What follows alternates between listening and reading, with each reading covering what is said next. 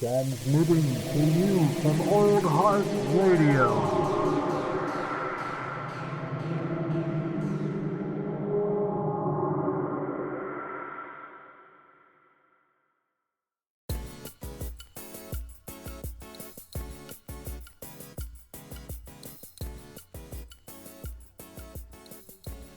Lift off and the clock has started. That is fucking right. My goodness, the council has assembled once again. This is episode 30, y'all. So, we're cruising. We're gonna pick up steam here. We got our boy Lucas back on the podcast. Hello, fellas. It is an honor once again to be before the council. To throw your body before the council to see. Just to see. He's got some explaining to do. Dude. Oh, no. I saved a couple of the juicy text messages that I got about this. Oh no! I'll explain this first. I'll explain the idea behind this playlist. But first off, I'm on the show, and there's some news. Wait, where is it? No, that's the wrong one. No, that's the wrong one. There it is. God damn it! One of these days I'll do it. Edition, and I want to get the council's thoughts on this. Batgirl, which was to be released on HBO Max, has been canceled, even though it's wrapped filming. It's so fucking weird. They're not even going to air it? No, they're not even going to stream it. And this is what Brendan Fraser was supposed to be Firefly in it. Yeah, dude. It's done filming. It's completely done. It's in post-production, and they axed it. Yeah. So I read that it cost somewhere between 70 mil and like 100 mil. I think the biggest quote was like 90 million for at least. So that it cost them to make, and they're just fucking scrapping it. Why? Yeah. Did they just scrap that money onto me? Like, yeah, for real though. Do just horrible things. give us like $2,000 over at Old Heart Radio, and we can do something better with it. Apparently, Ask for more, man. Like they might give you less than what you ask for, but ask for more than $2,000. fair enough. Yeah, come on. $500,000. Still too Warner low. Brothers, pass it along.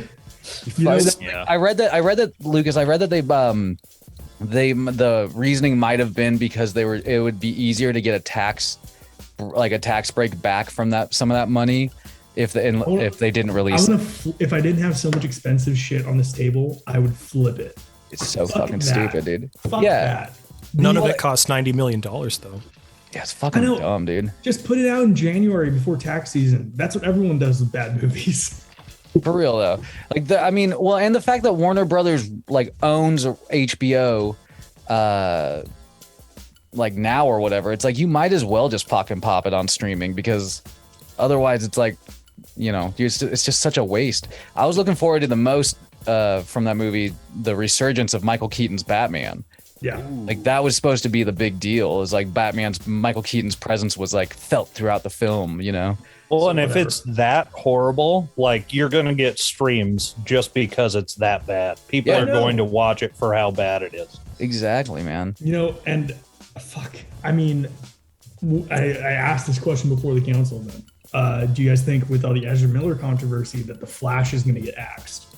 Because we've seen the trailer, but it's been like a year and a half. And I'm genuinely starting to think that if they're willing to kill Batgirl, they're probably willing to just drop The Flash at this point.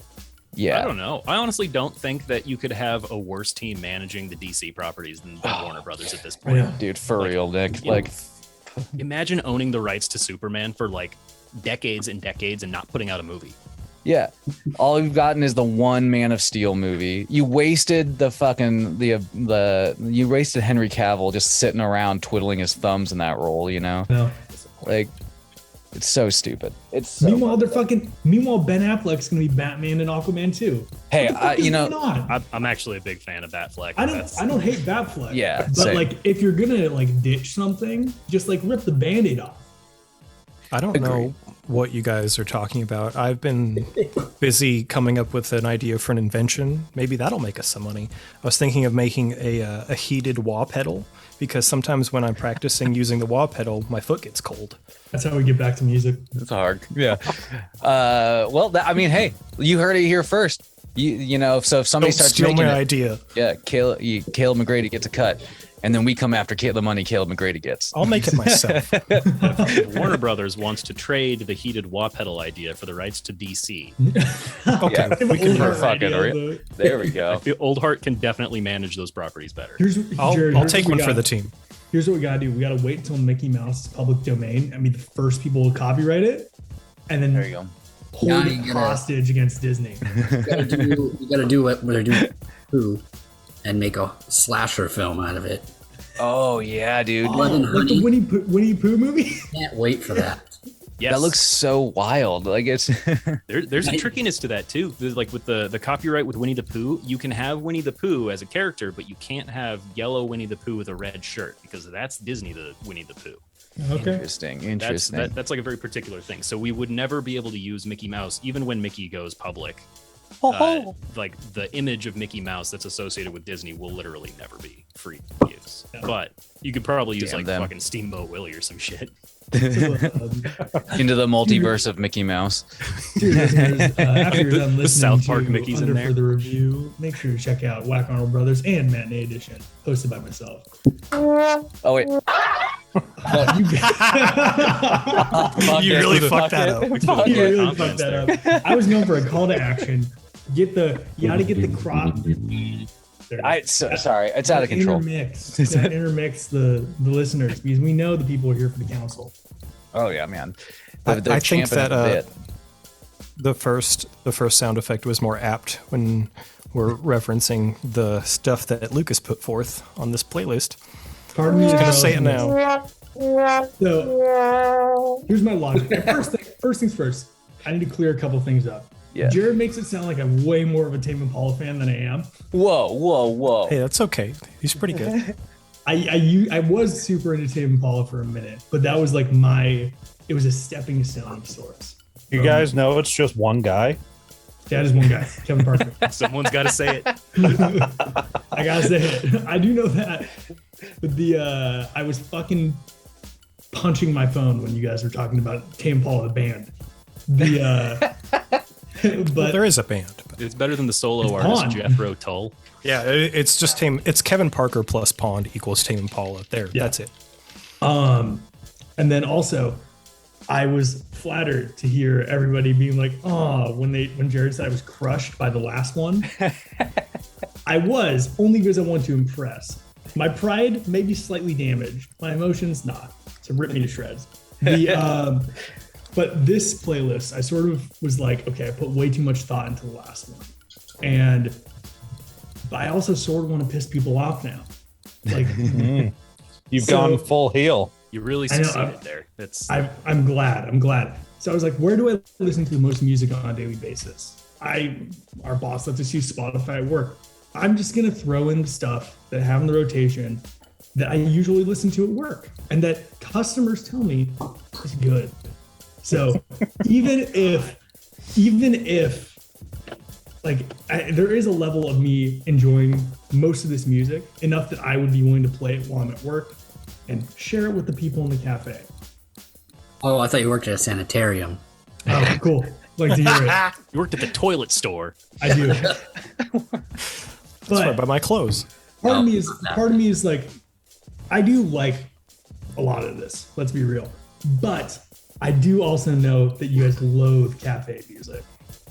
So there is a dichotomy there. So shall we get into it, fellas? That was I'm glad you prefaced that because that was kind of like the interesting thing about the playlist is like it's probably one of the only playlists we've had that would like be attached with like a specific kind of like environment that you'd probably be listening to this in, you know what I mean?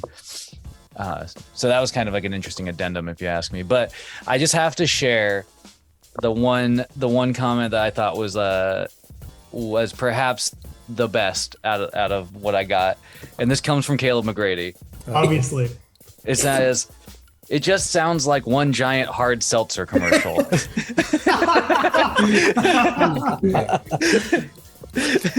Yeah, I was pretty unhappy about the whole thing. I was Good so- shit. Yeah, I was like, Caleb's the one that's going to have the hardest time, probably. Caleb and Dusty, maybe, but That's either way. also what I expected. I'm trying to bring out some flames with this one. Well done, sir. Well, Well let's done. The heat. let's jump in with it. Starting off with a track by Dijon, not the mustard. Nico's Red Truck. So I remember Dijon last time got a pretty positive response. You know, I sort of like easing into a playlist. I felt like this was a good one. Gets a bit stomp clappy, which I know you guys hate. Ooh, the stomp clap. But towards the end, that last little chunk of the song sort of goes trap, and I feel like it's a good time. It's a good listen, in my opinion. I feel like this is a song that I actually do listen to quite frequently. I think it's I really like Dijon's discography, and this is good like down tempo music in my mind. You know, I kind of agree personally. Like I didn't there's other songs like I had like you know, bigger beef with. I liked the tail end of this song, like, you know, Really yeah. And you know, like yeah, I feel like I don't know. I don't have like anger towards this artist or like hate, you know, I haven't like hated full on like anything. It's just, it's all kind of been like, you know, background-esque. Like, you know, to me, the cafe setting makes perfect sense with this, you know what I mean? But yeah, like I said, for me, this is like a, you know, it's like one thumb solid. There you go. But Jameson, what about you? How do you feel about this Dijon? Would you spread this on some bread? No, I would not. And I just came from the East Coast. I just ate at Cat's Deli. This Dijon would not be served in their restaurant. But mind you, on your last playlist, you had a song by Dijon called Many Times, which was my favorite on that whole playlist. It was a fucking rad track. This is a big fat poopy, mind you. It's far too like SoundCloud rapper-esque, which I know Caleb despises, so I figured I'd throw that to him, but not a fan of this one at all. So I tried, like, you put out at least 5 iterations of this playlist, and I think this was on 3 or 4 of them. It was. And I hated it every fucking time. So this is not a good start, my friend. Not a good start. Oh, yes. You know, and on that note, I was keeping this playlist rotating because I wanted to also put less thought into curation on this one, because that's where I shot myself in the foot on the last one. I listen to none of those artists anymore. I was doing it way too much to be cool, and it completely shot me in the foot. So I was like, fuck it. It's what I'm actively listening to. So fair enough. Grady. Yeah. Oh, okay. Well, let me preface everything that I'm going to say during this podcast with, well, I haven't met you in person, Lucas, but you seem really nice, and I like you. I think you're a nice guy. Thank you. That being said, I took some notes, and the title of this note card. Oh my god! The title of this note card is Lucas's Bullshit. For the listeners, that note card is just, it looks like full blue scribbles. There's a lot of full cap screaming writing that happened. I was in a particularly bad mood when I was listening to this also, but even when I haven't been and I listen to it, it still yields the same result. My heart's racing.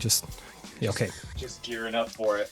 So, the first note that I had for this song was so fucking boring, mopey as hell, shut the fuck up.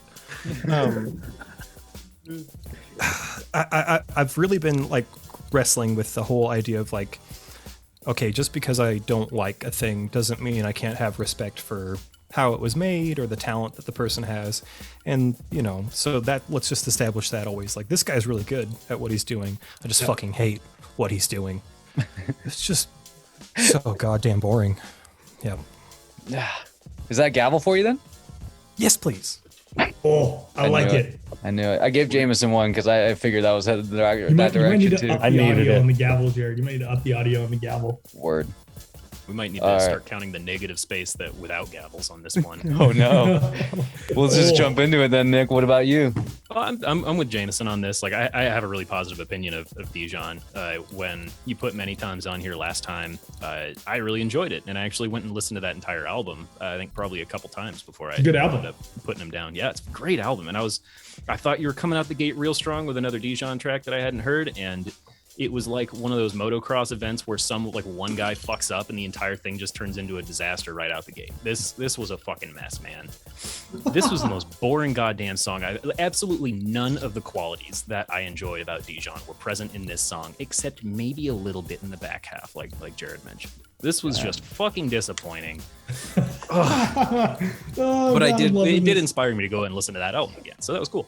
Yeah, good. So garbage ass song, but I can't disrespect Dijon. So I also will say this is literally the first Dijon song. So, is it really? Yeah. Ugh. Like this was like their first release? Yeah, this is his first release. Well, they're Glad he wow. improved. really improved, yeah. As a solo artist, I think there's some more where he's like in a duo, but it's not the same vibe. Huh. Well, that's interesting. Dusty? Yeah. Dusty's last one. I want to get it. Yeah. No, I Dustin. didn't hate this. It's got a nice groove to it. It's not something I'm gonna seek out, but it was just good background music while I was working. I was like, oh, this is- As the idea, sir. I guess cafe using up that free Wi-Fi, drinking your latte. Using up that free Wi-Fi. There's a limited amount or something, but no, I mean it was a nice change of pace at the end where it picks up. It could have been maybe a minute shorter if they got to that rap. I actually completely agree with that. Kind of This song overstated its could be- welcome. This song could be shorter. Yeah, it could have built up quicker to that. I think it would have been a more complete song, but it makes sense if it's one of his first ones. He's still going to figure things out. So. Yeah. Fair enough. Hell yeah.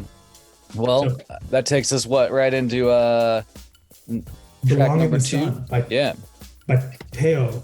Teo featuring Lito. Teo, awesome Brazilian American artist, and I was put onto this by a friend of mine at work, and he was essentially just telling me about like this interesting fusion between a bit of like trap vibes and some Brazilian jazz. And depending on the release, he leans more into different sides of that. But this album is my favorite. This is definitely the best song, in my opinion, on this album. And I'm curious to see what you guys thought. Yeah, I mean, for myself, I can say this is one I actually really enjoyed. I like the vibes on this one, especially the intro. Like the intro kicks in, like really, like it just kind of sucks you into the song slowly, and then like next thing you know, you're just kind of grooving along with it. Exactly. Yeah, and I feel like have we seen this name on another playlist of yours before? Because I don't think so. oh well, maybe it was something else, but like I feel like I've listened to a couple other tracks by this artist, and I've like same thing. I just kind of I feel like it kind of grooves. Yeah. I don't know. Again, like for me, it's not even. It's like above. It's fine. You know, it's like it's quite all right. All right, I'll take it. Dusty, what about you, man? It's got some positive vibes going for it. It's Yeah, like definitely. Sunset music. You're sitting there and just kind of it's that right level of warmth. Yeah, It's not something I want all day, every day. but The mood strikes right. It's a good groove and a good vibe. Also, kind of reminds me of salsa dancing. I don't know, Absolutely. not particularly a scene from A Long Time Polly, but with Ben Stiller. yeah, I can see it. scene I can think of. But yeah, salsa vibes. Salsa vibes. I like that. Jameson, did you get salsa vibes off of this? I mean, sure. I would say this song it's fine. It didn't bother me nearly as much as the last one. But my overall theme is like this is playing at every bar in Miami during the day. Like right when they open, like people are still kind of hungover and starting to drink for the day to get tuned up again. They're listening to this song. So I guess it has its time and place, but I don't know. It's not a time and place I'm involved in usually. So Heck, I'm not there, man. There are a few things more soul crushing than "It's Fine" from Jameson. There's just such a subtle disappointment to it. Exactly. That's disappointed in you. That's just it. It's, Reaction is Dad. it's like, I'm just disappointed. I'm just disappointed in you. Nick, what about you, man? this sounds like the type of music that would play while I was like cooking one of those ingredient subscription plan meals. You know? Like this just sounds like some dinner time bossa nova that you put on and entirely tune out. It's inoffensive. That just gave me a good idea, though. We should start an old heart radio food subscription service, and all we do is send people hot dogs and corn dogs. Just Sometimes with buns, sometimes without. Sometimes. And on Thanksgiving, you got to give them, or no, the Super Bowl, you got to give them the Fritos honey barbecue twists and the queso blanco. That's Dude, you're damn right. So good. Officially you guys haven't endorsed tried that out there, by Old Heart Radio. give it a shot. That was a phase for us. Wow. I mean, you guys talked about it so much that I went out and I definitely went out and bought some. I was like at the convenience corner, which is like really close to my house. I was like, oh shit, they got the gear. And it was so worth it, wasn't it? Oh, chef's kiss. Chef's kiss. Now, mind you, I think I've found the best queso now. If you go to Albertsons or Safeway, in their pre-made section, they have their own queso now that they make, like where they have their guacamole and salsa and stuff. Oh shit. Ooh. Give it a try. It's not good hot. You have to eat it cold. Gotta dampen that flavor as much as possible. I worked at a Safeway. I saw the horror show that was the deli making that shit. Me too. You're like, I can never go back, man. Please keep that to yourself. I don't want to know. I still eat there. It's just like the food at places like that is like the One Ring. It's powerful and delicious because the employees pour all their cruelty and hatred and malice and their will to get the fuck out of that job into the food. I fucking love it. Really brings out the flavor. They're all fucking career Safeway employees. They're depressed. Dude, shit, it's real, man. I remember seeing like, I mean, whatever. Their jobs that pay people's bills, but it's like I remember seeing people like over like 20 years at the Safeway in Wenatchee, and you're just like, man, I don't know. These people seem steadily more and more unhappy with their like position here. You know? That's a union job, though. Yeah. You forget. Yeah, you can hold it down, man. I mean, that's what I mean. Where it's like those jobs pay people's bills for sure. Want those health benefits. So Nick, overall, would you give this like a would you give it a pass, or would you say it's fine? What's your what would be your final verdict on it? It could definitely wind its way up onto a specific type of playlist that I would make. So I'm going to give it an overall positive. Okay. Hey. I don't remember any of the custom scorings that we came up with last time. Dude, so. I remember like there's like Sasquatch's dick or something like that. Like, He had a camel toe, a moose knuckle. That's right. The moose knuckle feature was heavily featured. I forgot. I'll have to go back and maybe try to like write those down. There? Did Moose Knuckle come in when I worked there? Yeah. I think I remember the dude. It's like you know exactly who it is. It's these two old people, like this old guy and his older wife, and they like always come in and get cappuccinos, and she gets a cherry strudel with her cappuccino every fucking day, and it's like I'm always just like so baffled as to like how they can just do that same fucking thing every goddamn day. They're old people and they live in Olympia, Washington. It's staring down the buckle of that fucking moose knuckle, man. Get it? All right, Caleb, will you just transition us off the knuckle and finish our thoughts on this track? Sure. That was. I wasn't there, but I felt like I was anyway. Dude, this one's it's truly the Sauron's like evil eye, man. You know, it's like, you don't want to look, but you can't look away. Yeah, unblinking. It's like, ugh. Yeah. Okay. Well, anyway, this song. Anyway, it's okay. The rhythm's fine, I guess. The guitar bit was a little bit repetitive, but it does somewhat progress, but it's subtle. You have to really be like keyed into it, which was hard for me because, I mean, I think it was your goal because of, it's like a cafe playlist, like, but this is all kind of just Muzak, like I can't remember. I watched this documentary about this crazy old composer who was like totally nuts, and he invented like atmospheric, like ambient music, basically. And like he would be so specific as to say, this is for when you're hanging out in the ballroom, this is for dinner time, and this one, like Dusty said, is for laying on the beach and drinking a margarita and not listening to the music. But it's good to have it on. It's just kind of there. It's kind of boring. It's meh for me. It's a meh. Well, I mean, that's not seething hatred, so that's good.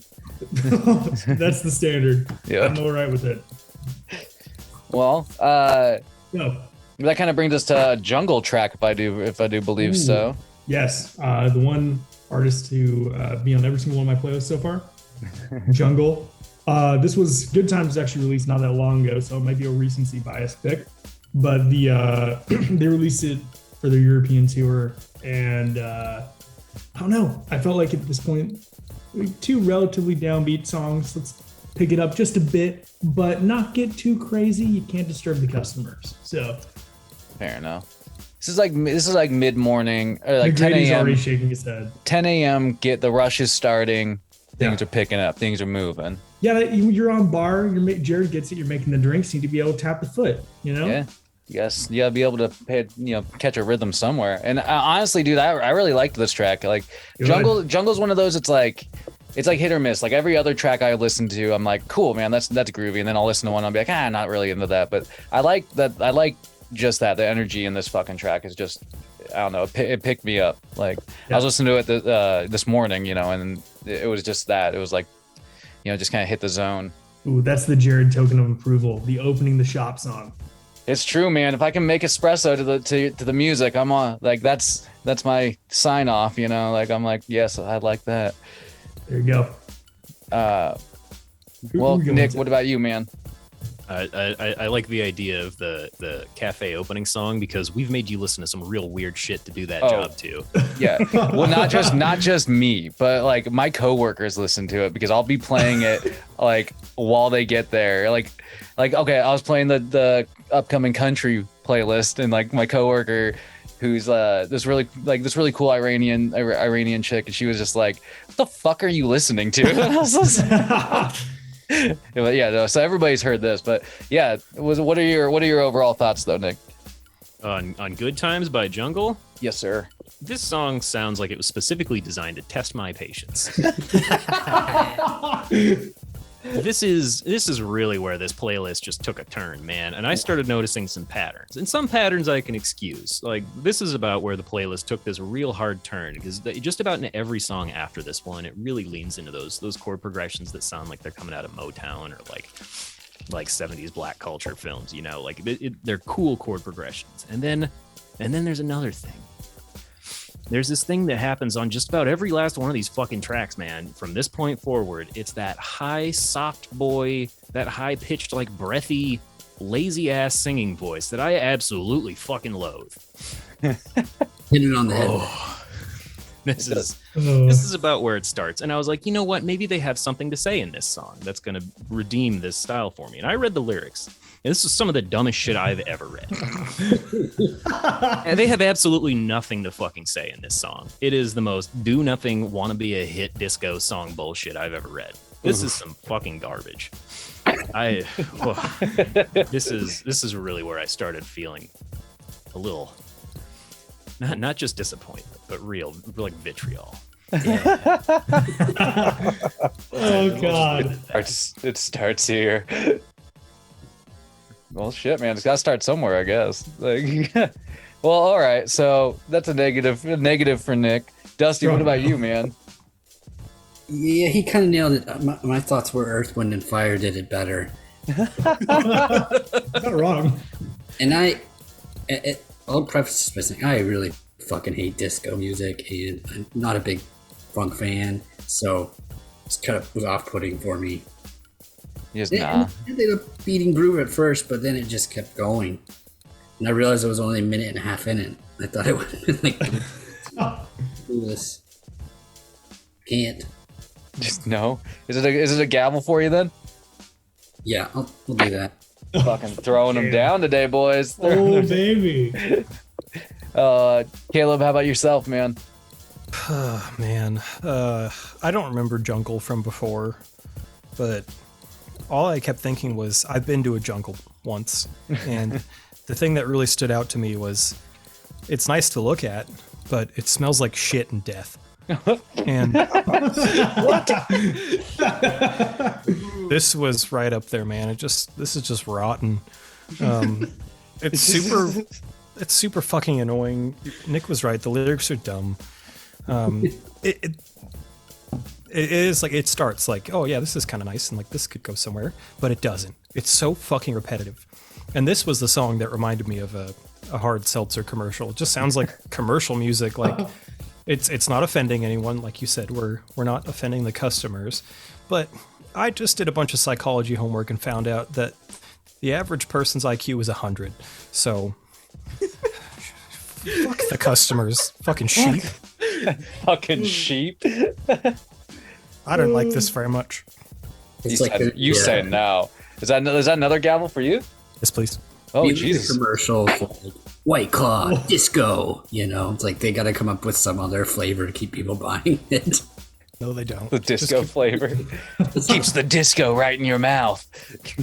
The cans Puts glow the in the disco dark. on the skin or it gets the hose again.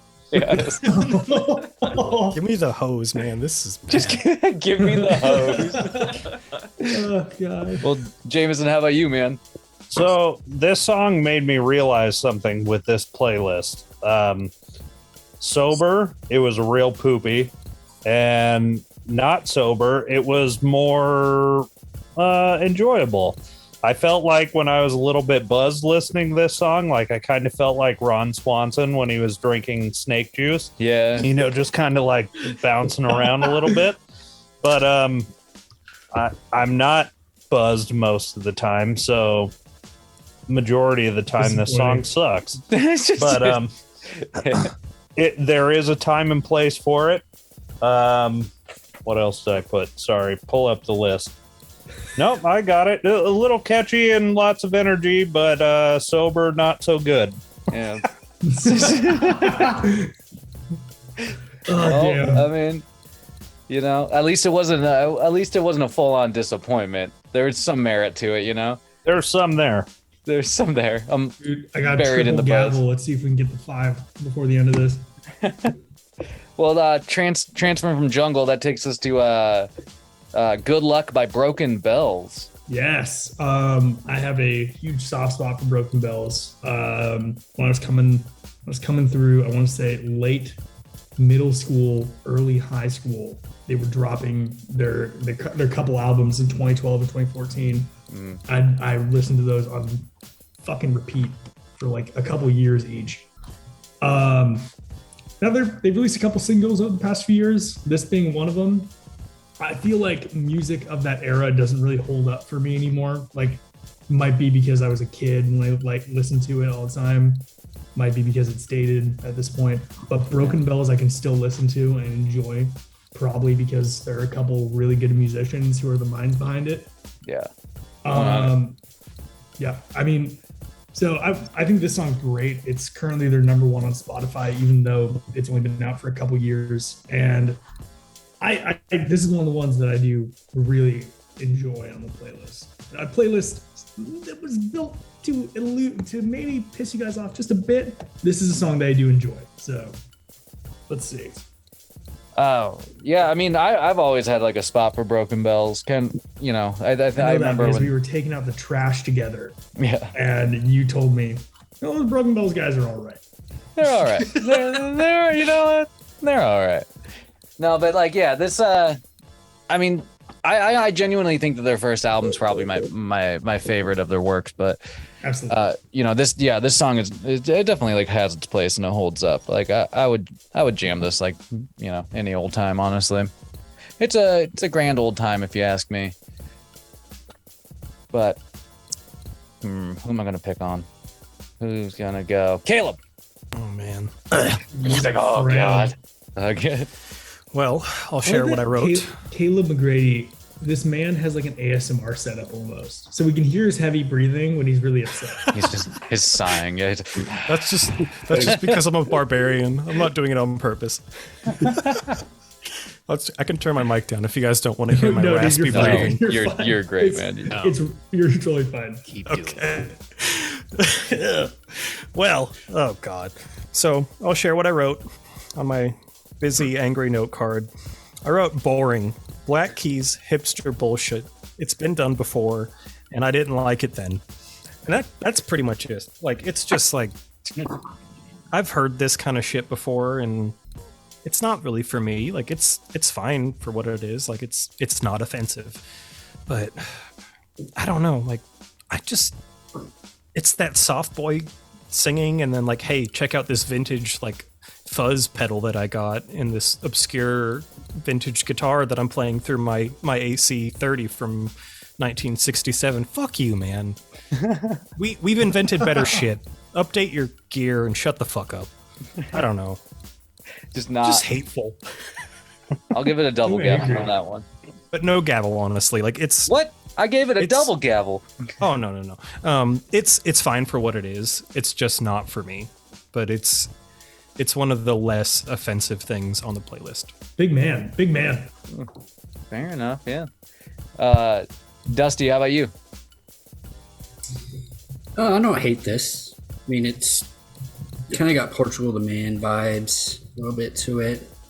If you were to mix in Black Keys, and I like Black Keys. Their newer stuff's not as good as some of Not as good. Yeah, their newer single I don't really care for, but it's okay. I mean, it doesn't have as soft of a voice, which that's kind of a indie music genre problem right now more than anything. It's just, I love indie music, but sometimes it's like, God, you're not helping the scene with this, when everybody's trying to sound the same. Well, but at least you can touch on that on other artists, but I mean, it's not entirely their fault. Just, it's kind of like female singers now. They all think they're like Lady in Red, or Girl in Red. Yeah, Girl in Red, whatever. Oh my like god. Biba Doobie, that bullshit. I hate that shit. It's just the way music is right now. So, but at least the instrumental part of it, I enjoyed. So, fair enough. Nick, how about you? I have some clarifying questions. Yes. Oh, well, for starters, I did want to comment that Caleb's angle on the fucking hipster guitar snob. Oh my god, that made me so much angrier. Wow, that was spot on, man. Oh, I immediately dislike the people that made this song. But that said, I'm not gonna say they're bad at writing music. But I do have the clarifying question is, like, was this the first song on the album or the EP? This is the only song. It's a single. Wow, what the fuck? Because all right. Well, then I'm bringing forth my worst criticism of this is that I spent 3 minutes and 26 seconds waiting for this song to start. Oh, Dang. damn.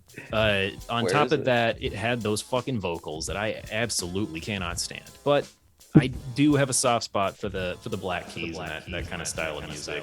For the songs that don't sound like they've been used in commercials for the last 10 years. I'm not gonna give Broken Bells a bad review on this one, but I don't. This is their top played song on Spotify. I think it's a recency thing. Like, it doesn't have the amount of plays, but I think the frequency is higher. So it's one of those, like, it artificially surges to the top because it's new. Well, I might go check out other things of theirs, but if those fucking vocals keep it up, then no. I feel like I assumed that you guys had heard most of Broken Bells, and that's probably safe at this point. But like, their older albums are really fucking good. Like, Agreed. Jared can vouch. Yeah, there you go. They're really fucking good. So consider this a jumping off point, and for the most part, it's really up. I feel like, Nick, you're like one of those teachers that are like, is this really your best work? Seeing better out of you. That's really how I felt about it, though. Like, it was that sense of disappointment. Like, I like the individual sounds that I'm hearing in this song, like the lo-fi groove to it. Look, guitar snobs or not, but a vintage AC30 sounds fucking good. It's true. Sure do. It does. I don't know if that's what this guy was using, but like the sounds on this were very pleasant to listen to, and I see the potential of them as a musical act. So I might have to check them out. Yeah. Podcast Dad? So I came back to this song several times, so I do enjoy it. My biggest criticism is I'm just waiting for it to show up on an Apple commercial. Like that. That's fair. Yeah. That sounds about right. That's the biggest thing. But I mean, I have liked songs that are on Apple commercials before. They're usually catchy as fuck. So I did like this one. You go on. I'll give it to you. A little run here. You're gonna get some praise coming There up. we go. But I wanted the mix. You know, lean into the hate. Give me some good though. But yeah, it's catchy. I liked it. I'm gonna leave it at that. I like this one. Fair enough. I'm with you, JMO. Well, then what does that take us to? Midnight Sun by Nilfer Yanya. Nilfer Yanya. This is another one. The same guy that put me on Teo put me onto this, and That makes sense. We'll determine whether or not you need to kill him at the end of this. That makes sense. But it sort of falls into the same category as the stuff I put on the last one. This is by far the artist that is least in my personal rotation. But I think the music is sort of cool and has its place. So I listen to her every once in a while. And overall, I actually think this album's pretty good. There's a distinctive vibe. And I think it's sort of, if you guys hate the whispery vocals, you're gonna sort of hate this entire album. It's not very palatable. For the most part, and this sort of applies to most of the music on this, I don't really fucking care about vocals for the most part. I mean, there's a lot of good bass lines on this entire playlist, in my opinion. That's what I usually look for. That's what I gravitate to. That makes sense. Yeah. Yeah. I'm glad you brought that up, because that was pretty much my beef with this song, was that some of the vocal work's all right, but yeah, I feel like I could enjoy this more as just like an instrumental track at times. Yeah. But yeah, it does. I don't know. It's fine for sure. Like it's not a bad song by any means, but yeah, I don't know. I have like to it does piss kinda real work. bad. So can I go first? Yeah, go. Sorry for it. to cut you off. No, you're good. I was gonna hit you up anyway. I actually added this one to my liked list. I don't know, the breathy vocals I know is going to be a problem with everyone else, but I really like the way that they resolve the chorus with that chord progression. Like, I think that's really catchy and kind of cool. So this is maybe a competitor for the top of the list. Maybe it's setting the bar a little low, but I actually really did enjoy this song, so it's a good one. Enough. Fuck yeah. All right. Well, Dusty, what about you? I felt the same what Jameson did. The build-up's probably the best part of it, mostly from the musical standpoint. It could have gotten there a little quicker, I think. Like probably one chorus, one verse less would have built up quicker to that. Then I think it would have been even better. But it helps you kind of get over the lyrics, because at least it kind of has a catchy riff to it. So there's reminded me a lot of Flora Cash, which Flora Cash is okay, but it's very similar. But yeah, at least once again the music kind of saved the track, I think. Yeah, I definitely agree there. I want to beg a question to Nick, the true music nerd on this one. What pulls me towards this song is I really love the riff, and I think the drums are fucking entertaining as hell. I wanted specifically your thoughts on those. So I was pretty excited about this song when it first started, because I actually really enjoyed that syncopation between that guitar riff and that kind of that 8/8 beat that it kind of works around all the way there. It's, math rock, but accessible. But that was really cool. I'll admit, the music in this music was good, but the vocals just made me so fucking impatient listening to this song. There's only so much of that I can tolerate, even if the music behind it I think is like pretty good. That said, I was a little disappointed that this wasn't the Sounds, because I like that song, Midnight Sun by them. This one is... I get the appeal. I'll give him that, but it's not for me, for the same reason that's been hurting me all this list. This is about the point in the playlist where I also realized that this is like music that cool people listen to, and I stopped being cool a long time ago. I don't know if we ever were, man. Yeah, that's... No, Hey, like, man. you guys weren't. We know. We're okay with it. Well, Radio. yeah.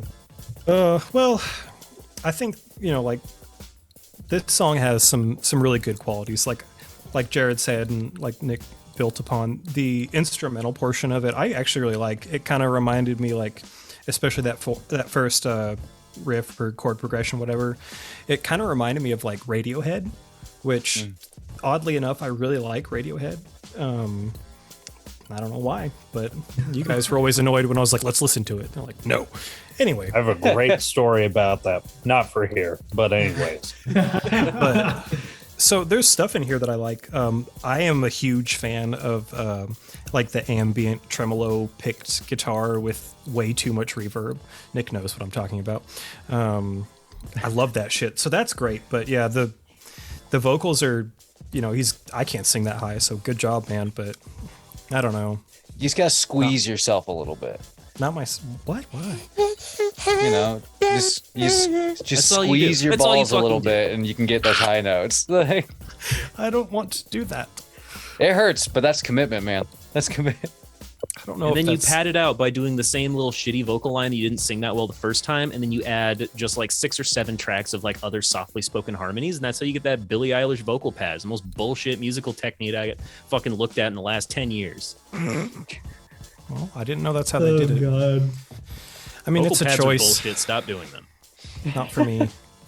I don't know. It would have been way cooler if he just went full 3 inches of blood throughout the whole thing. I don't know. It wouldn't have fit, but it would have been cool. It would have been cool. Totally broken the place. That would disrupt the people in the cafe. That's true. Shall we go on to the next one, fellas? Jared, did you have anything to add before Jameson need to pee? If I did, I do not recall. Fair enough. My bad for fucking it up. Wanted to throw it back to him quickly. So what's next? We got, L'Imperatrice, Sonate Pacifique. So this is a French band collaborating You with... fancy motherfucker. No, but they... No, I actually really like these guys. They do some cool sort of like lo-fi-ish, somewhat like funk-forward French music. And, I actually wanted to go to Nick first on this one because the last L'Imperatrice song I put on a playlist, he said that he loved every part of it, but hated the fucking song. So, Nick?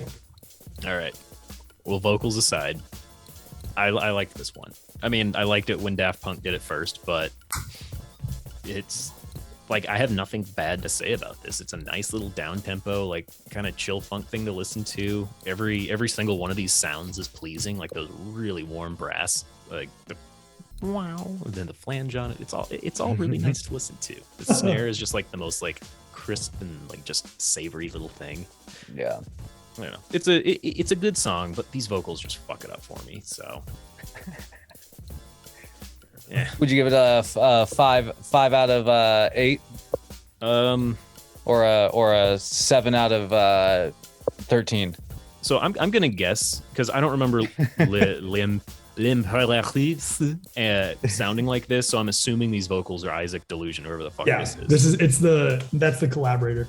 All right. Well, I'm gonna give L'Imperatrice a 4 out of 5 here, and I'm gonna give Isaac Delusion a fucking 0 out of a million. You heard it here first. It's 0. So I'm gonna split those two apart to save them.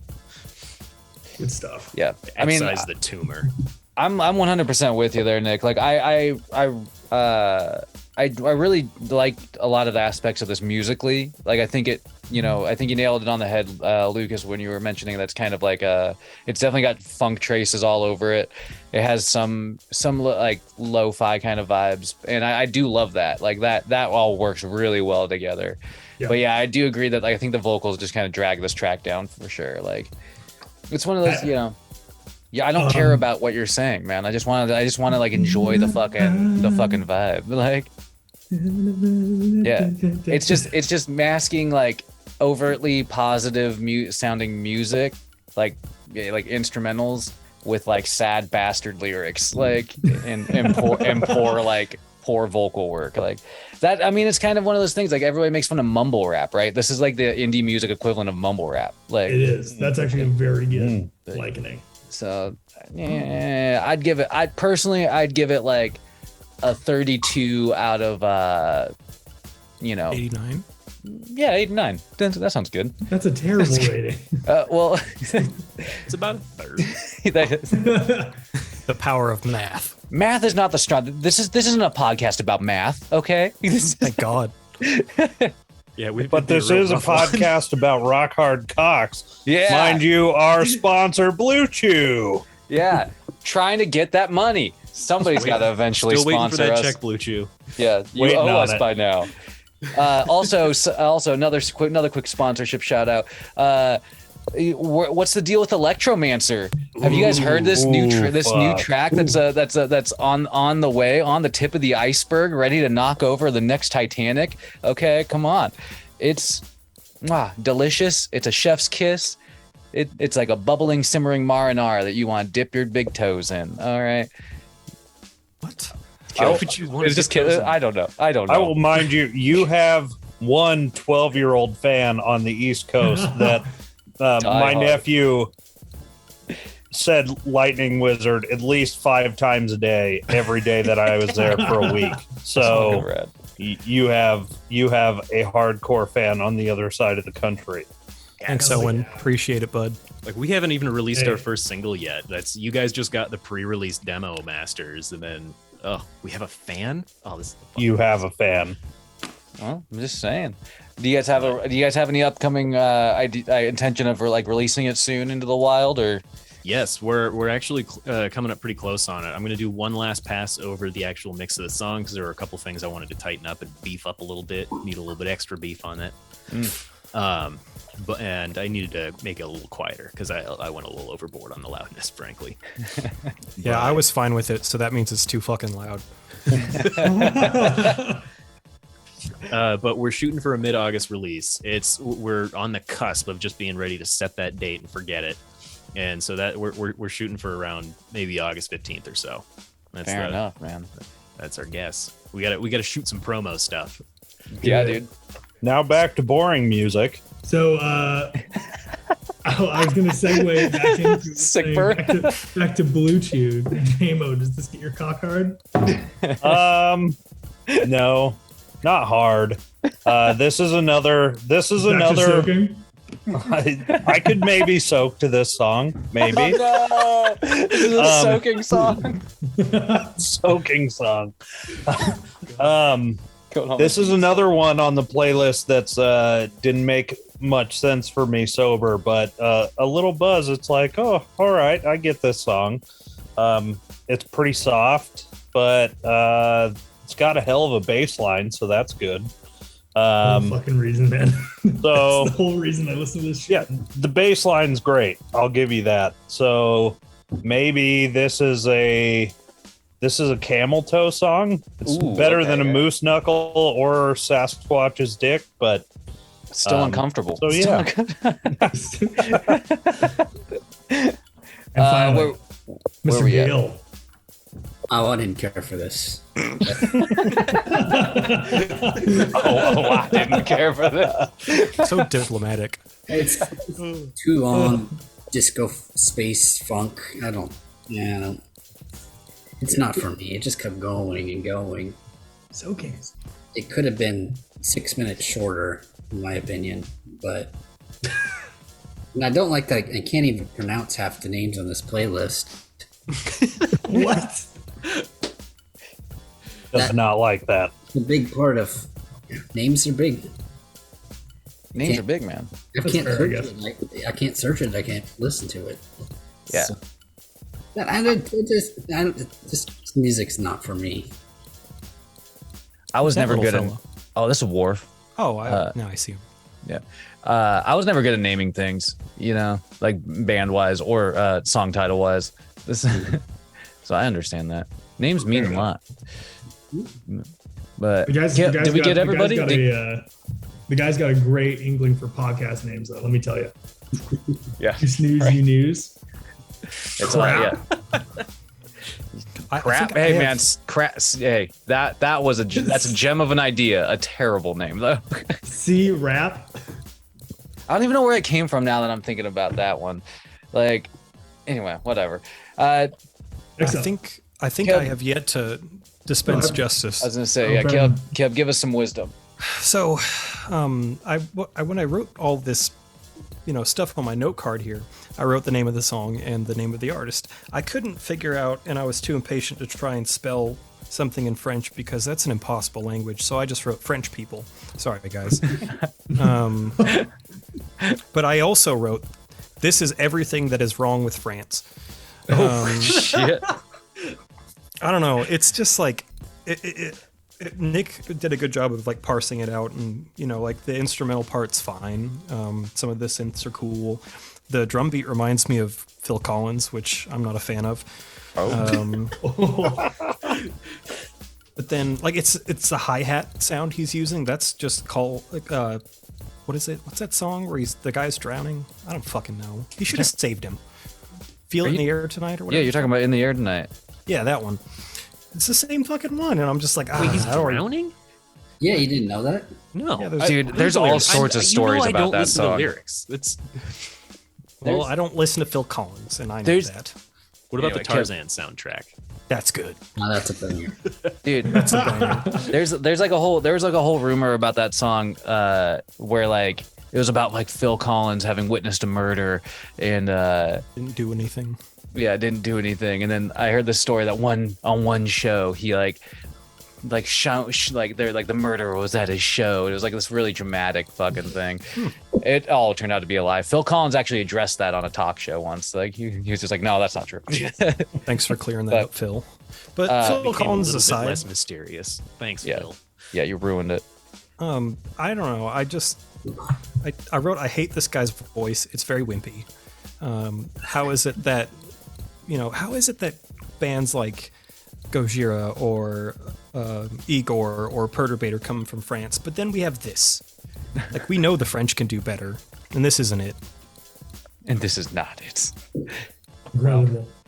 Well, maybe that's why we should have stuck with calling everything like freedom, like freedom fries instead of French music. No, It's I don't freedom agree music. I don't agree with that. There's Gojira France is is- French? France has made some Gojira- really great contributions. Godzilla knows Specifically Godzilla has no internationality or nationality. Okay, He's a man of the earth. Man of the ocean. Defender. He's an enigma. Pacifique, some could say. Ooh. All right. Well, that brings us to the next track, Shadows. By Bonobo. Is it Bonobo? I kept saying Bonobo. Bonobo? The fuck, man? Either way, where'd this track come from, dude? So it had to be maybe like 8 months ago, Bonobo released a new album. He's an Australian DJ that yeah, so he Shrimp on the Barbie, and while Yes. listening to Bonobo. what put me onto this guy is he did a KEXP session where he performed essentially everything live, not as like a DJ set, but he had a couple synths. He had like a brass section with a sax and an alto sax. And he was performing it using that to cause all like the drones and stuff going in the background. Yeah. Really fucking good for a live performance. And I don't know, I really enjoyed the album. Afterwards, I feel like it scratches that same itch as Ford in at least in my taste in music. And I knew that was overwhelmingly positive in the past, at least for the most part. So wanted to throw this on. Fair enough. I want to get Dusty's hot take on this one. Dusty, what did you feel about this song? Couldn't tell if this was the same previous song or what still going on. It's too damn long. I was like, It's too damn long. this just keeps going on, and I fucking hate Tame Impala. I'm gonna say that here. It's not even a Tame Impala track. Gavel for Tame Impala from Dusty Gill. It's because all these artists are fucking influenced by them. I feel like, and they all sound the same in my opinion. Hey, just Bonobo put out his first album in 1990, so Oh shit! Really? yeah. Got an OG. So he's the original. Let's go back in time and maybe Hitler this band. It's in this genre. I just don't. It's whiny, and as Caleb said, it's wimpy. It's not like I need some guy on stage with a rock hard cock or anything like that. Just Yes, you do. screaming, but it's just it just keeps going and it's boring. Dusty, I'm gonna have to side with you more than not, because I agree with you. Like I don't know. It's like a weird soft step towards electronic music, but it doesn't fully dive into like anything really, and then it just kind of gets too repetitive, and then those vocals keep going, and you're just like, fuck, dude. Like, which do I like less, the beat or the vocals? Like, I just don't like it. This is definitely a thumbs down for me. I'm giving it a gavel myself. The gavel sounds like shit, by the way. The Flannery. Oh, for Shadows? Yeah. All right, so this is the kind of this is one of the kinds of electronic music I actually really do like, and it hooked me in the very beginning of it because it gets into that like. So this entire song I could legit just build from scratch over like the next hour on my rig that I have over here. I would have to copy it. And, like, I know how to do that technically, but Bonobo did a really great job in using these techniques and sounds and make something that's really like maybe not so orthodox. It's a little unorthodox. It turns out there's a word for that. Oh. But I really enjoyed that part of this song, but these vocals really just fucking ruined it for me, man. Yeah. The song had such a linear progression because I think it's Jordan Raquet, something like that. Yeah, who's the vocalist here. Like, the dude's got a good voice. Like when he's actually putting some character into it, sounds pretty good. And for the first part of this song, it was really just kind of towing the line of what I would tolerate. And then by this song, the part of the song where it should be swelling and climaxing, and I should also be swelling and climaxing. Swelling and climaxing. That was off the cuff. I'm proud of that one. More like off the wrist. Sponsored by Lucha. No, it's just I skipped the last part of this song. I'm sorry, but like this song that I really enjoyed so much, those vocals just fucking killed it for me. It was very. This one in particular hurt. Like, I felt personally offended by just having a song that I would otherwise have loved. So, Like, you were so close. It was right there. I'm abstaining from passing judgment on this song because it doesn't deserve it. I would ask you to listen to the rest of the album as well, though. If you liked the hints, there's some other really good songs on the album. Well, if Jordan's not on it, I will. This is the only song he's on. Oh, fuck. Thank God. It was actually between this song, before we get to the resident electronic music appreciator.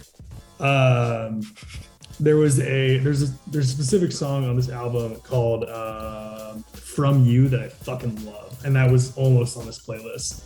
The voice has a lot more character. I'm going to check it out. J-Mo. This is another one that ended up on the liked list. Hey. So this might be your last redeeming song on the playlist, but it's a good one. The vocals didn't bother me as much as some of the other members. It's kind of like a down-tempo pseudo house beat, which I'm a huge fan of, but I liked it. It's kind of haunting, and for me, I thought it was pretty goddamn good. So, Hell yeah. Well, what about you, McGrady? Well, a few things about the artist. I'm actually a fan. I've listened to this gentleman back since, like, I don't know, 2010. And most of it's instrumental, like DJ type of stuff, and it's good. I also sometimes, because there's always so much like, how do you pronounce that word? I would just intentionally pronounce it Bobo no, so that the snooty hipsters you're talking to, because you know that they like them, they get mad about that. So that's fun. But It's not Except me, Bobo you're no. correct. it's Bobo no. Bobo no. Anyway, it's a promiscuous ape, I believe. Oh yeah. Yeah. Rest in peace, Harambe. No, not that kind of ape. Different kind. Don't bring up fucking Harambe. I know we should. It's an upsetting subject still. Anyway, all I wrote, and this sums it up, because I said I like Bobo now. Would you? Would you eat really quick? Would you eat gorilla meat? No. Okay, I just wondered. What the fuck's wrong with you? Sure. I mean, just to try it, if it was being Jameson, would served you up eat anyway. human meat? Human meat? If the animal was dead and they were already serving steaks, okay, like, I don't know. would you? I mean, would you it's a get steak, yourself? man. I'm taking a bite of all the steak. All right. I mean, if it's a well done, I'm not well done. What the fuck Well, am I? is it cooked If properly? it's a well cooked medium rare steak, I'm probably taking a bite of it. Okay. I'll probably take a bite of raccoon meat. Like that was one of the best parts of the Hannibal series was just the food. And, like, I've never been so hungry for human before. It was just he made it look so good. You should Caleb- see ration stands fresh then. Very good. So, okay, Caleb, gorilla meat aside, what's your final take on this? Oh my god. I've eaten a lot of weird things, but no. To answer your question, no. Okay. All I wrote, and this sums it up, is please stop singing. Bobo no doesn't need you. He doesn't. He's good on his true. own. He doesn't need this. Like, this guy's a good singer. Doesn't but need you. we don't need this. Is that gavel for you? No, because I do like the main artist, but I just prefer it instrumental. So this was a meh. You say it was you like the main, but you hate the sides. Yeah. Yeah, I didn't order What? artichoke dip. I Humans wanted- front and center. Is that Artichoke what chip's not good. is artichoke dip like a standard side for like gorilla meat or anything like that? What would you eat with a gorilla steak? I think Garlic that would be parmesan fries? Plantain chips. Plantain That's chips. That the makes answer. sense. That makes Yep, sense. yep. Ooh, yeah, stuff that they might eat. That case sounds good though. You ever had savory ones of those? Like with they're Johnny seasoning and delicious. stuff on them? Ooh. A man of taste. You guys are over on the right side of the mountains. Over by Green Lake, there's a little like food truck / restaurant called Bongo's Cafe. They do like jerk sandwiches and shit, and they have fried plantains there. Jesus Christ, it'll blow your goddamn mind. Oh, Yeah, delicious. that's on the list. All right. Go Bongo's Cafe. Go do it. I'll check it out. Shout outs to bongos. They bought a gas station and pulled the gas pumps out and then put sand down where the gas pumps are, so you feel like you're sitting at a beach while you're eating there. Oh, that's fucking, Fucking epic. Go do it. Yep, Fuck that's yeah. sold. All right. Well, that brings us to the next track, "Feel With You" by who? You fucking Christ. Feel With You by Tennyson. He's a Seattle artist, found on KEXP. The guy, actually, there's a very interesting story around this release. He's been doing like lo-fi electronic music for a minute, but before he made this album, he had he got a like ear, like some kind of like fungal infection in his ear because his house got flooded. And it just, this is like setting up the punchline for a joke, I'm telling you. But it gave him like hearing damage. So like he has hypersensitivity. And then he went off and made an album. That's it. I really enjoy it. But it's really I was like, I'm gonna tell the story. And these guys are gonna fucking rip into it if they hate it. Because it's such perfect setup for a joke on the guy's expense. Yeah, man. I mean, there's definitely like fungus all over this thing. Like there's it's growing something as we speak. I can safely say that I did not like this track. It's definitely contender for the bottom of the list, if you ask me. But and it, you know, I don't know. It just reminds me of like I feel like the people that are moving into the industrial districts of Seattle and gentrifying the fuck out of it are like the same people that listen to this music. That's the vibe I got off of it. Absolutely. But you know, that's for some people. Jameson, what about you, man?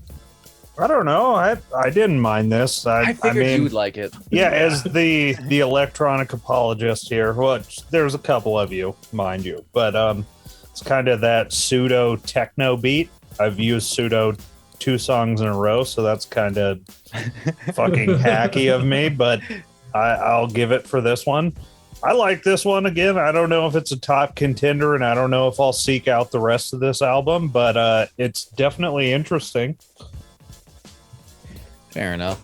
Definitely interesting. Seems like something that will be written on top of my paper that I got a C on. Definitely interesting. Definitely interesting. Not good enough to dig any further, but interesting. Dusty, what about you, man? He's definitely got something wrong with his hearing.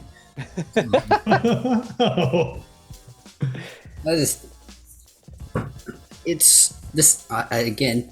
I thought this was part of the previous song. Still, like this is a never-ending song. It just keeps going. I nailed the flow. I knew it. It's like this is never. I couldn't get through it more than once. I was like, this is no. That guy's face in the cover is how I felt the entire time. Nope. Oh, not at all. This is everything I hate about electronic music. Damn, dude. Me. Well, I mean, is it gavel for you? Gavel for the guild? Last few have been. There it is. Gavel sounds better. Well, let's jump to Caleb, and then we'll get Nick's thoughts on the electronic after that. Well, I mean, that's sad about his ear. That sucks. Like, I know I'm pretty fucking scared of losing my hearing because, you know, then you lose the ability to enjoy the thing you love most in this world that we come on here to talk shit about, ironically. I want to Gorilla say, the guy, it's like backwards, though. It's a hypersensitivity. Everything is louder. He can't do dishes anymore. He says doing dishes sounds like a car accident. Well, that's convenient. I was going to say, that's just a convenient excuse. That sounds like the biggest excuse I've ever heard. I know. Sorry, audience. I can't clean up around the house. I got an ear issue. Don't ask me to do dishes. Nothing. Genius. This guy's actually a fucking genius. Yeah. See, I was going to say, secretly, this makes him the smartest person that we all. He's a charlatan. He's lying. I have less sympathy for him now that you said that. The beats are okay. It gets better towards the end because it kind of started to remind me a little bit of like Aphex Twin when it started to get a little bit busier. That being said, like a chill Aphex Twin. I don't know. I didn't love his voice, although it has a distinct character to it, and you know he's doing his thing and he's doing it well. But I don't know. It's just kind of fucking boring. I can't disagree with that. Nick, how'd you find it? Boring, riveting, somewhere in between? I have 2 segments here. I have to split this into 2 sections. So this is more of a comment on the playlist. So my first time listening to this whole playlist all the way through, by the time I arrived at this song, when this guy started singing, I had heard enough of this type of vocals, and I just skipped it and went to the next track. I heard this guy's voice, and it made me actually start to get like visibly angry. Incredible. So that's a comment on the playlist. Please stop doing that to me. Please stop. On the song itself, by the time I actually forced myself to go back and listen to this full song, I fucking loved it. The guy's vocals really subtract from it, but you absolute fucking heathens, not a single one of you is going to call it for what it is. This is jungle drum and bass. This is fucking sick, man. Like, these are jungle breakbeats of the finest variety. And then pair that with like a random ass acid lead in the middle of the fucking song for no reason. That was really cool. I like acid leads and I like fucking jungle breaks, man. Like this shit was cool. Give me an instrumental version because that guy's vocals are trash. Fair enough. That's all I got on that one. You can find Nick bopping to this deep in the jungle. There you go. Maybe some of his other stuff if they don't have any of his voice in it. Sweet. Fair enough. Well, so that brings us to what? Like that brings us to like a kind of like the next songs are related, correct? Yeah, so this is the two-parter Overtime by McG. The part 2 is only there because I felt like it ended too abruptly if you just did part 1. It's really just like an epilogue of sorts. But I can tell that Caleb's probably going to wish I just put one part in. But no, this is actually the guitarist for Dijon who did Many Times. So Dijon, for that entire album, collaborated with a bunch of other artists, and McG was one of them. And yeah, I really like this album in particular. But I will say, this is like pure cafe music. This shit comes on all the time, everywhere I've worked. And I've sort of, maybe it's out of like desensitization, but I really have begun to enjoy it and be like somewhat all right with it. There are a couple songs that are more like incredibly overplayed that I can't listen to, but you get on some of the B-sides, it's not bad, you know? Yeah, you can start. I mean, there's I feel like that's the thing about this, like just this general style of music. There is like a lot of just like ups and downs, hits and misses. You know, you can't really write it fully off because you just find some like random gems that you just end up grooving with. You know. Yeah. But yeah, Jameson, what about you? How do you feel about this track? I don't know. I thought making it into a 2-part is kind of pretentious and douchey. Just put it all in one. Like, I didn't need 30 seconds extra on a second track. Fuckface. Let's see. I'm sorry. It's also hipster as fuck. Like, it is way, way on the hipster spectrum. Far more than I can understand. But it's fine. I guess I feel cool while listening to it. Maybe if I was trying to impress somebody when I'm in Wenatchee at my mom's house, like hanging out by the pool and invite people over, like, oh, I'll put this on. But I'm not going to listen to it any other time. So, yeah. I feel it. I could see that poolside. You know, yeah. Jameson rolling up in a fedora wearing this. I was just gonna say you don't know about the Jones Estate pool. It is an epic place, my friend. Ooh, I'm intrigued. I was gonna say there's definitely like somebody ironically wearing a fedora while listening to this song. Like absolutely. And hat fedora. Caleb, what are your thoughts on this one? Let's just cover both of them because the last one's just kind of the addendum, like Luke was talking. Yeah. It doesn't fucking matter. It is pretentious. I'm completely aware of it. I had some notes. It makes sense to me that you mentioned this was related to Dijon, which I am such a huge fan of Dijon mustard and just like fancy mustard in general that I find that fancy mustard, man. Huh? Yeah. Oh yeah, man. I love it. And the fact that they named their band after that, and then, I don't know, whatever this offshoot is or collaboration, whatever. This is an affront to mustard. I wrote in all caps, enunciate, fucking boring.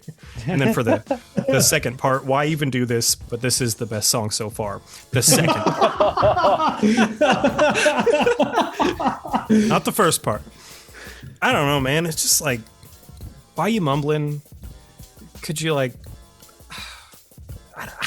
could you just not do this? I'm at a loss. Just stop. Like, this was far in a way. Like, I remember some of the playlists being rough, man, but like this is far in a way like the most torturous and painful playlist I have ever had to like sit through. And it's like, I don't even know how long it is. What is it like? It's only an hour long, and it felt like eternity in hell. Like I'm having flashbacks to my childhood, being 4 years old, and my dad telling me, if you lie, you're going to burn eternally in the lake of fire. Well, I just fucking did. I don't like it. Gavel, please. Incredible. One for you, sir. Sorry about the tangent. He just gavelled the best one so far. Oh my god. Well, the part 2 is the best one because it's really short and no one's fucking singing on it. Fair. Gil. So you mentioned that you started like this from listening to so much of that cafe.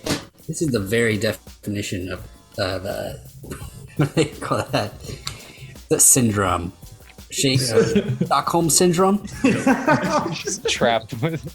You've been in it, man. Maybe that's it. You've been in it so long that it's starting to really get its tentacles deep in you. I had to leave Bador from Bronson when I started enjoying Mumford & Sons, so, you know. Oh, God. Oh, no. It's just become a part of you. Jared's never going to admit it, but of Monsters and Men and Mumford & Sons, which is constantly played at that fucking cafe. I like them at least. They're different, but yeah, this is my new Stockholm syndrome of the cafe I'm working on. You might be completely right, to be honest. And I've been there. I used to work in the Fred Meyer electronics section, and they have a loop, and you start to enjoy the songs just because you're there. You know, you're like, I think you can see where I'm coming from. Long-term exposure. Songs really getting deep in me now. So, but I can't say anything that Caleb didn't just say. So that's boring, you know. It's just it keeps going. It's just overtime. It just keeps going. And not getting paid. Did we get Nick? Not yet. No, not yet. I really wanted to like this one, and knowing that it's the same guitars that work with Dijon, I did really want to like this, but I did not. I could hear the similarities, and it's the chords that this guy chooses, and the way he chooses to arrange them. It's so interesting and different. It also causes me extreme anxiety. Like, it makes me so uncomfortable to listen to this song. It feels like something that would make me car sick, or like something like a song that I would hear in a dream, and not in a good way. Like, this song makes me feel like when you've been chewing a piece of juicy fruit for too long and it starts to hurt. That's what this song feels like to me. It made me so uncomfortable that I can't even remember anything positive I might have had to say about it. That said, part 2 I did really enjoy. It is a complete shift in tone. The chords are different entirely, and it's this nice little super like tape degraded lo-fi ambient synth part. I like that. So that was nice. 43 seconds long. I like that. I wish it were longer. Easy to digest, if you will. Long enough to. Jared, did you give your thoughts, or was your brief little bit at the top? Did I say I didn't like it? I don't think so. Oh, well, that's it. Then yeah, it's like I definitely wasn't like I'm in agreement where I liked the tonal shift of like that second like little 43-second part, and I do wish that would have maybe built off of that even, but the first part really wasn't like clicking with me. Yeah, I'm gonna leave that. I'm gonna leave that one alone. I'll keep part 2, but part 1 can go. Although the pretentious part 2 got more love. Yeah, right. Like I was just thinking that too, Lucas. I was like, man, we were like talking about how like it's it's kind of like this little like whatever like throw on there, but I don't know. As soon as Nick mentioned the tonal shift, I was like, that is kind of what I like about it. Like, is that it's completely different from the first part. Exactly. Keep moving. Well, what about the next one? What Time You and I by Crombin. Yeah, this. So this come from? I want to be completely honest with this, fellas. I was struggling to get a last song on this playlist that fit the vibe, so I chose one that would piss off most of you guys, or at least I hoped would. I thought Jared might be the only person that had something positive to say because he is a jazz man. I do like this song, but part of me wanted to watch the world burn on this one. Just light it. Jared, I think it's only appropriate that you go first. Yeah, I mean, I actually really did enjoy this track. I don't know. I thought it had a good groove to it, and I don't know. Like I like most of the songs. Like I don't like inherently dislike the vocal work on this track, but I do think it could be without. But at the same time, I don't know. I just like there's a cool bass line going on in this song. There's some like really interesting like I said kind of groovy pockets that I think carry throughout. So I would definitely put this on. I'd probably say that this is definitely a contender for tops on in terms of like the list overall for me. Let's keep it going then. Who else got it? Dusty. Well, I thought this was a Kids Bop song at first, to be honest. Like, what is a Kids Bop Ghost Funk or something? Yeah, it's 1995 plus shipping and handling, so you know. Oh god, It's just, 2 small payments of $9.99. they took a generic jazz funk, whatever this is, and then they just had a child sing over it, and I'm like, this has been done. This Kids Bop did this. This is not for me. I've heard this damn track. Yeah. Ugh. No, thank you. Fair. Hard Gavel? pass. Yeah, you doing a gavel? If you want. I'm giving it to you. Jameson, what about you? I don't know. This is not. I don't hear any jazz in this fucking song. This is like Caleb said it in the group text. This is hipster fucking disco, but minus the Coke to make it fun. Like it's disco without the Coke is what it is basically. Not great, man. Did not enjoy this one bit. So that's all I got to say about that. Well, what the funk, man? Caleb, what about you? Yeah, I mean, Jameson beat me to it, but I wrote in my notes, hipster disco bullshit. It has some parts that are good, like, you know, the bass line's good. I like that they used the little, I think it's a phaser on the guitar. You don't hear that too often, and I'm a fan. But it's so repetitive, and I also wrote bad singing in parentheses, because this is not fucking singing. They're just kind of talking in a sing-song way. That doesn't count. I don't know. It's just like, this is what happens when hipsters make disco. Like Jameson was saying, like, there's no Coke, so it's not high energy and like exciting, because they're all smoking way too much fucking weed and maybe doing heroin. I don't know. It's just like low energy disco, and I just see a sea of curly mustaches and weird floppy big rim black hats and fucking suspenders and people who pay a lot of money to look poor, and I'm like, fuck you guys and your music. I don't like it. I would like a gavel. I was just gonna say. That's Nick tries to cover his face up. Yeah, I was just gonna say. Well, that's a pirate mustache. That's a good mustache. Enjoy it while it lasts. It's not going to be here next time we meet. I'm tired of it being in my mouth. She said. It's part of the mustache life, man. Well, what do you think, Nick? What's your overall hot take?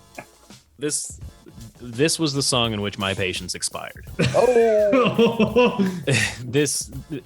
I don't like it. So I'm going to say a positive thing. I like the groove of the bass line in this song. It thumps along and would otherwise be enjoyable. But by this point in the playlist, I heard this song come on, became so annoyed that I skipped through about 30 seconds at a time, got a general listen of about 1 second each of those moments there. So I maybe listened to about a total of 5 seconds of this song, and then I just turned it off. And that's all I needed to hear. And I still I'm listening to it now, and I feel like I just want to skip through and get to the end of it. It's oh god, this playlist was exhausting for me. Mission accomplished. Oh, god damn. I'm gonna add to that and say I've been doing a fuckload of homework and stuff for summer school, and this was more anxiety inducing and exhausting than all of the weeks of homework for 1 hour of music. Damn. You really knocked it out of the park, man. I love it. Well, I mean, shit. I guess let's just move on to the next one. To the Floor, collaboration between Lil Silva and Bad Bad Not Good. This is another one. I actually really like this song. This might be another recency bias pick, though. It just came out not that long ago, and but I really like. It is somewhat repetitive, but the little elaboration on the progressions and the riffs, I think, is very fun. Also has a awesome like little synth bass line that I really enjoy. I don't know. I think Bad Bad Not Good is one of the best acts right now in music. So I might be a bit biased by recency and my already existing affinity for the band themselves. So No, I mean, I'll come out swinging in defense of this fucking song. I think it's a good song. I generally, I will say this, I generally dislike anybody named Lil something. yeah, So I completely but you know, like Bad Not Good. They've been featured on a couple other lists along, you know, playlists that we've talked about along the way, and yeah, I mean, they are all. It's like always a solid act, you know. And I feel like you get something worth listening to from Bad Not Good. I think this song it flows right into that sort of like, I don't know, lo-fi funk almost, and it's like there's a certain pocket for it. This reminds me of like this would pop on a playlist with like that band Ginger Root. You know what I mean? Fuck Like, yeah, dude. I love Ginger Root. Ginger Root's fucking popping, dude. You ripped Ginger Root to shreds. I know, and I've been a convert since, like, because I've just listened to more, and now I understand the context of where that band, what that band's trying to, you know, be basically, what that group's trying to be. But yeah, I feel like this song, like, I would definitely jam this. Like, I wouldn't like, you know, like Jameson was talking about earlier in the like poolside or something like that. You pop on a playlist based off of this, like, it'll be good. It'll be solid to, like, you know, just fucking crowd hang out pleaser, with you know? Yeah, exactly. It doesn't overstay, but it's also like you can pay attention to it if you want to, you know. So you know, I'd give it you know, like a 12 out of 48. Eesh. What's a fair? Kind of rough, but 25%? Hey, I never said I'm good at maths, okay? You're like, yeah, he thinks that's good. Okay. Who's first? I'm gonna go with Nick. Let's go with Nick. So Tell us this your was- thoughts, sir. This was an interesting little track. I don't have really a lot of negative opinions about it, but it's not like the coolest song I've ever heard. That said, it was really interesting to hear like an entire style of music that I'd never heard before. Like, I'm not familiar with whatever genre this is, unless it's just kind of like a, you know, an odd take on a Bad Not Good got their start doing jazz covers of Kanye songs. So well, interesting. I did really enjoy the beat. That bass line was just, it had this climb to it that I really liked, where it just kind of, it pulled you up and then it put you back down at your little root line there. But it, you know, it is just a really well written line. I don't know. My metaphor here is gonna ultimately fail how cool I thought that bass line was. The drums are pretty neat. Then it goes into once again a break of like, once again it's like that Motown sound almost, or that kind of 70s soul disco funk adjacent, you know, softcore funk. like something you hear in the soundtrack of a movie of the era. But I did not like that part. I thought it was jarring, and then it went back into the cool part of the song, and it just kind of felt like if they just like stopped my enjoyment to insert something. Like, it felt like a commercial break in the song, frankly. It's I don't know. Most of the song is pretty cool.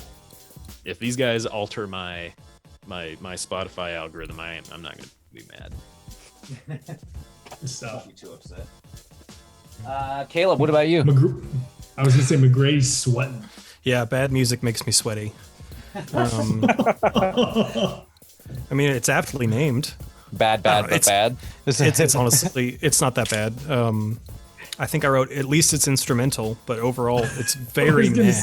I was gonna say, you guys have been praying for an instrumental this whole fucking playlist. Yeah, that was some reprieve, but I don't know. Like I've noticed, like, Lucas, you seemed to really, you know, enjoyed the bass in general, which is cool. It's a great instrument, but as a guitar player in many shitty bands, my association. Really good one.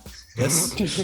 My association with playing the bass is that's what happens to you when you're the worst guitarist in the band. You get asked to play the bass, and you know that's fine. You got to hold it down. It's all good. We've all. I know been what there. you're alluding to. Damn. Yeah, but it happens, man. I don't know. Like this type of bass is like, oh, that's cool for what it is, but I don't know, man. It's just not my steez. It's you have to really be keyed into this to like notice the progressions in the song, and it really just didn't catch my attention in a big way. Fair enough. But it was a nice little break. I will say that. Does it? Is this a gavel free song for you? Yeah, I'm gonna say this is a moose knuckle. Yeah, bold, but not too like bold. Good for you, man. But that's my idea of a moose knuckle is like good for you, man. Like good job on what you got there and your confidence in showing it off. But I don't want any part of that. Well, Gil, what about you? Is this a knuckle for you, or is this worse? It's okay. At least it was Your just, knuckle. just instrumental, so that's good. It just, I don't know. Like I said, I respect what they're trying to do, their musicianship, but it's not for me. It's just too boring for me. And I don't really like funk music.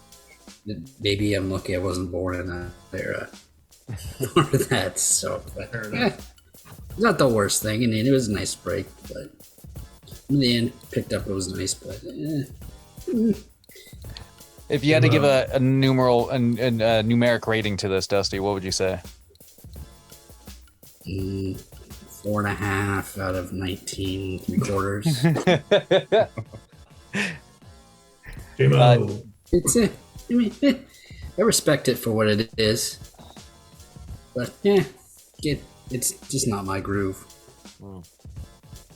Well, I wrote down that it gets better with every drink, and I'm 6 drinks deep, so it's pretty fucking good right now. But I don't know that it's good 0 drinks deep. So take that for what it is. I can't really put a numerical value to it besides 6 drinks deep. Fair enough. Well, that's a numerical value. Yeah, I guess. We measure things in drinks. Fair enough. We keep it rolling. What's next on the old playlist here? Change by Joe. Another recency bias pick. This is Joe Keery of Stranger Things fame, the guy who plays Steve Harrington. Yeah. He put out a fucking awesome pseudo psych rock album, sort of in the same vein as like Tame Impala in 2019. And I really enjoyed that album. And he put out the single. I really enjoyed it. It's a lot more upbeat than his previous work. And I don't know. I like it. With how much I've listened to this single as other single, I wouldn't be surprised if it's on like my top Spotify at the end of the year. Because this album's coming out in September, and I listened to. You really got to fuck it up for me not to enjoy it. This is another song that I do genuinely enjoy. So, gentlemen. Now I can't unsee this image of like Steve Harrington singing this to like Nancy from Stranger Things or something like that. You know what I mean? Like, I don't know. Like, I'm interested to check out that other album that you were talking about, but this just like leans too hard into like pop territory that I'm just like It's very poppy. Yeah, I'm just like I don't know. I can't I don't know. It's just not. Once it gets too pop, I'm fucking out.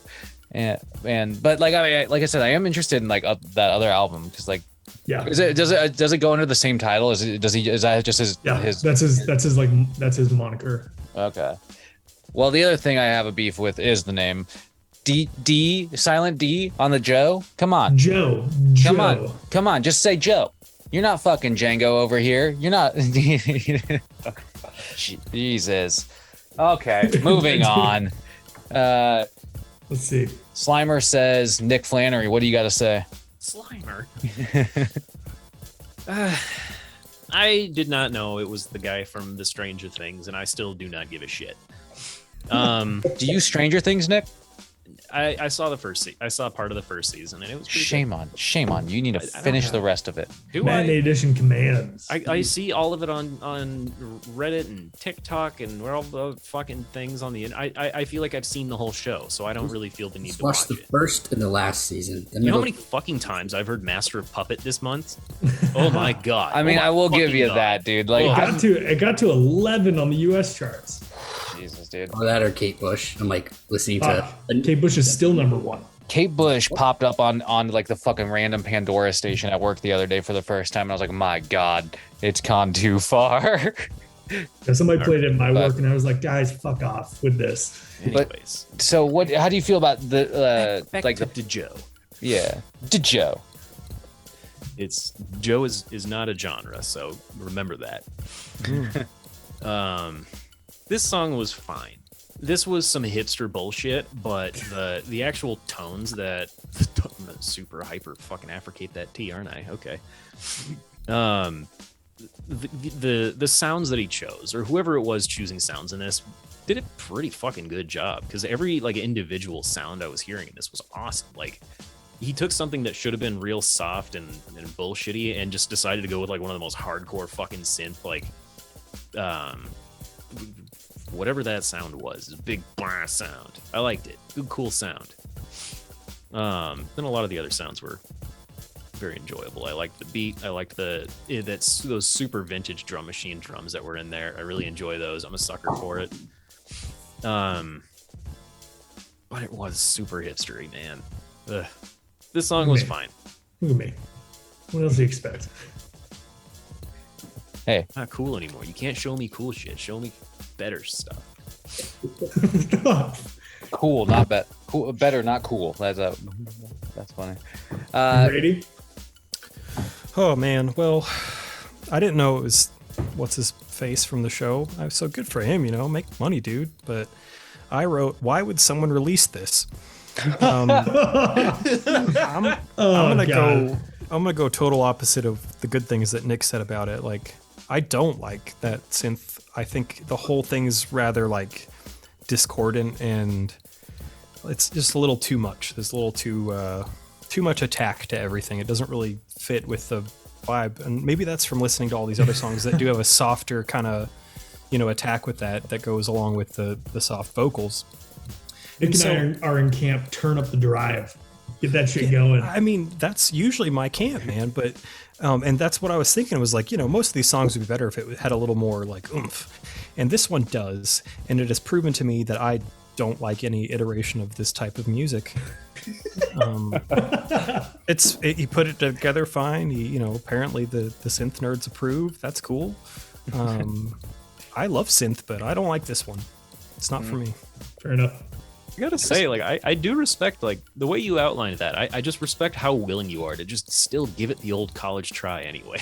Yeah. Well, I mean, if spending more time recently making music has taught me anything, it's like, it's fucking hard. And, you put a lot of effort into it and it comes out okay, maybe, or you send it off to someone else to polish the turd.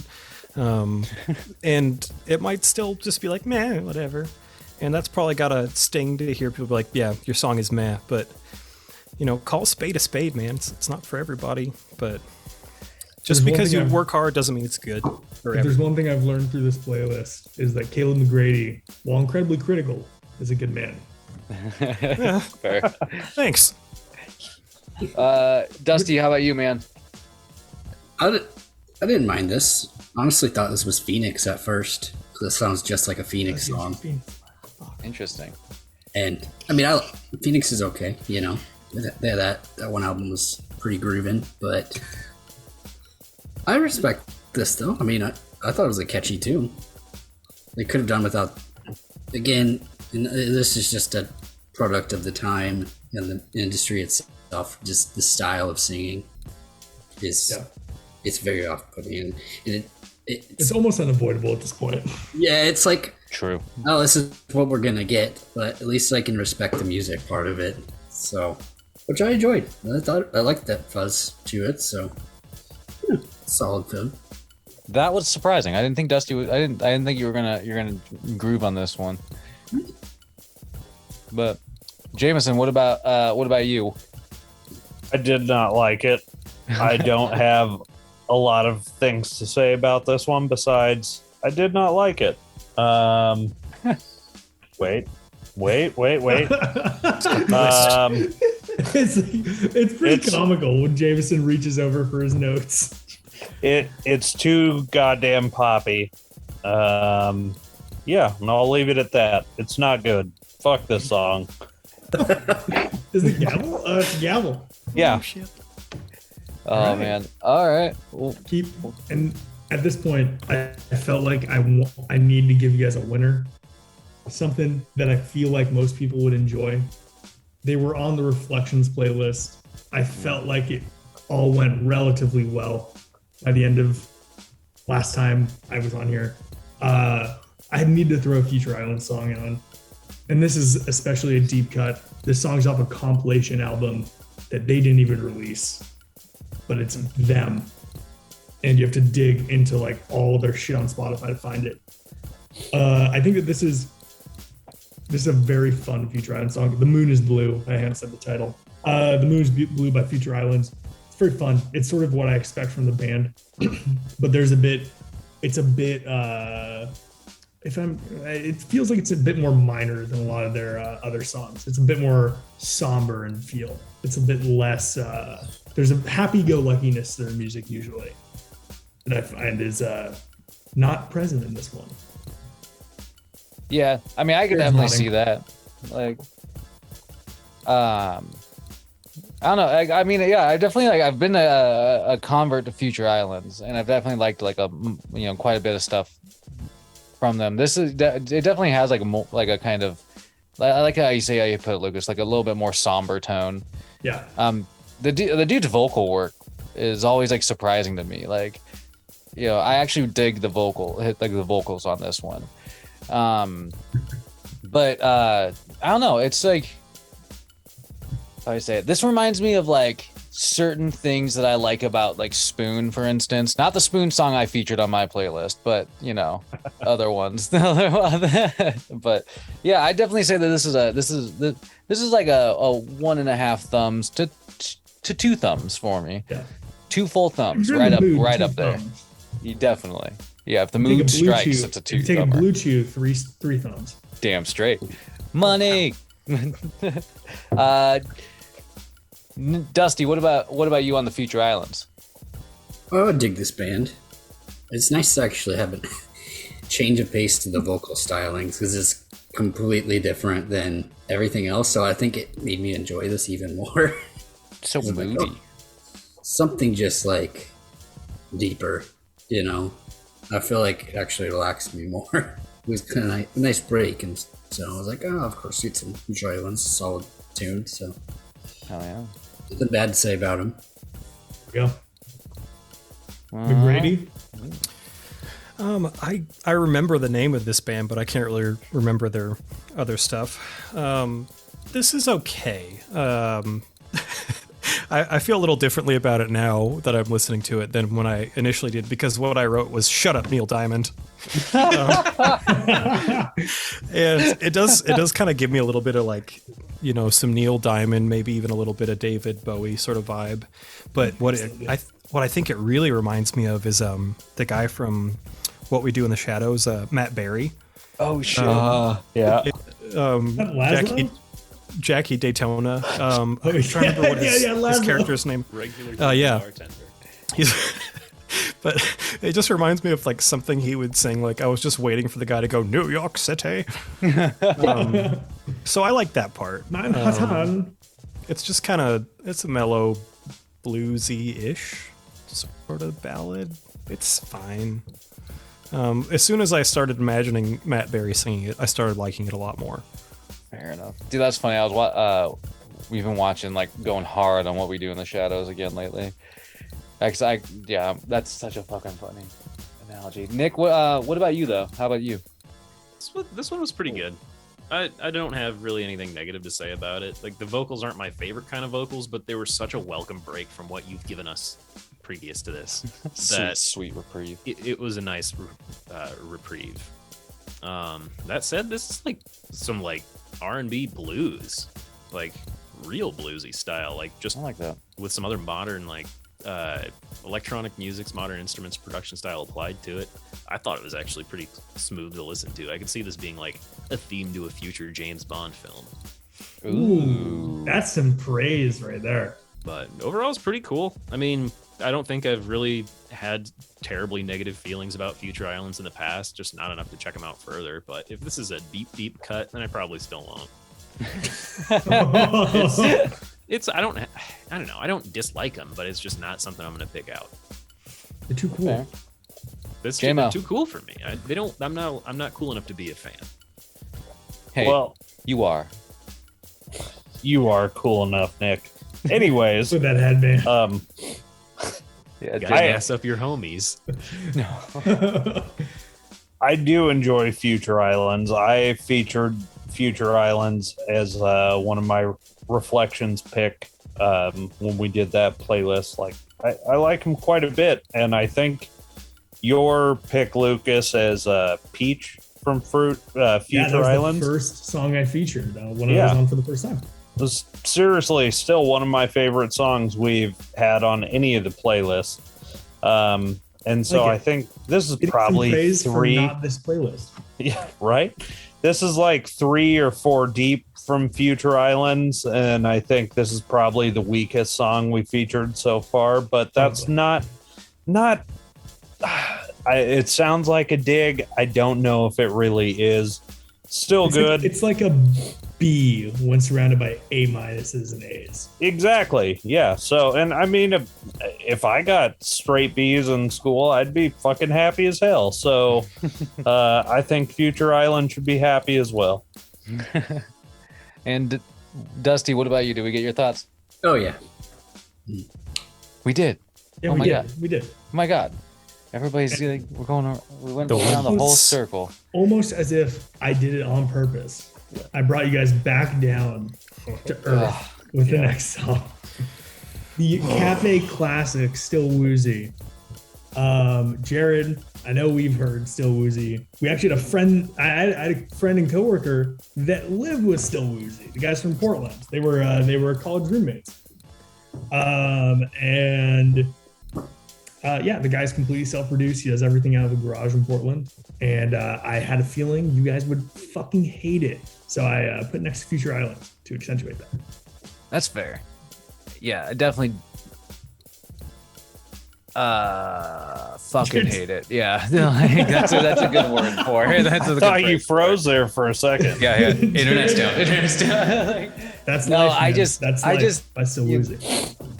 I don't know. Like, I just feel like Still Woozy's playing to a crowd that I don't want to be a part of, and that's all right with me. Like, I think we've talked about it a little bit. It feels cooler than I want to be. You know what I mean? Like, it's good. I'm good. You know. Yeah. You can keep. Yeah. It can stay in its place, and I'll stay in mine. Still Woozy. Just go away. Just go away. I don't want to listen to it. I saw that wince. As if he'd taken a bite of a lemon. I like lemons. I like, but do you like I don't Still Woozy? know. I don't. Yeah, it's weird. That great. Thanks for bringing that up. That just made me like have a whole perspective on this. I like shit that's like sour and, you know, like, man, give me some fucking barbecue pork and the, you know, fake ass wasabi that burns your nose. I love that shit. I like to torture myself in that way. But not this way. Not this way. This is just more hipster, lo-fi, disco horseshit. It's well made. He's got some nice little chord progressions in there, but I don't know, man. It's just the whole vibe. It's like, I just can definitively say I don't like this type of music very much, and I'm not really willing to try to change that. I mean, honestly, like, even though it's like objectively well made, this one irritated me so much that it's kind of up there for like, it's so hard to choose, man, which one's the worst, but this is up in the echelon. Dusty, emerge from the shadow and tell us. Yeah. Oh, I didn't hate this. I like I think Rex Orange County did it better, but that's it's a catchy tune, I guess. I'll give it that, and I guess the guy's talented, so I can respect that out of it. But that's not my thing. Like I said, Rex Orange County, same thing to me, honestly, but I think he's a little better. But again, we're hitting this voice, this soft tone, and I'm really starting to not like it anymore. Starting. Maybe it's because it's so much all at once. Everything, everywhere, all at But a significantly worse product than Everything Everywhere All at Once. Yeah, but no, I mean I respect Most things are, to be fair. That's completely fair. I didn't hate the song or anything like that, so I just was, it's catchy. Like, meh. Nick Flannery, were you dusting a pedal a moment ago? I was. So this song, it was. We've discussed everything that I dislike about this already. This song was made in a lab to piss me off. Designed by scientists of the most evil fucking variety, where they took a really cool song, the drum beat itself was pretty cool, the bass line was pretty funky, and then literally everything else was run through this exact fucking device. This is a Zavex instant lo-fi junkie. Liberal abuse of this. It's an excellent pedal. Please use it less. Oh my fucking god, this is it was so bad. I hated it so much. Jared said it, I don't want to be in this crowd. Caleb said it, that it was just I can't even like vocalize how much I fucking hate this song. And the worst part is I really wanted to like it based off of the album art. This is the best album art on the list so far. It's just really good cover art. This goofy dude in the sand, and it's just it's the most 90s shit. The album art makes me want to buy the album. It's so good. You know what the album's called? This will piss you off even more. What? If this isn't good, I don't know what is. Oh. Well, homie, you don't know what it is, man. Anything to add? I know what is good. I have taste. This is not good taste. Oh, this is gorilla steak. This is somebody the person that likes this eats gorilla meat.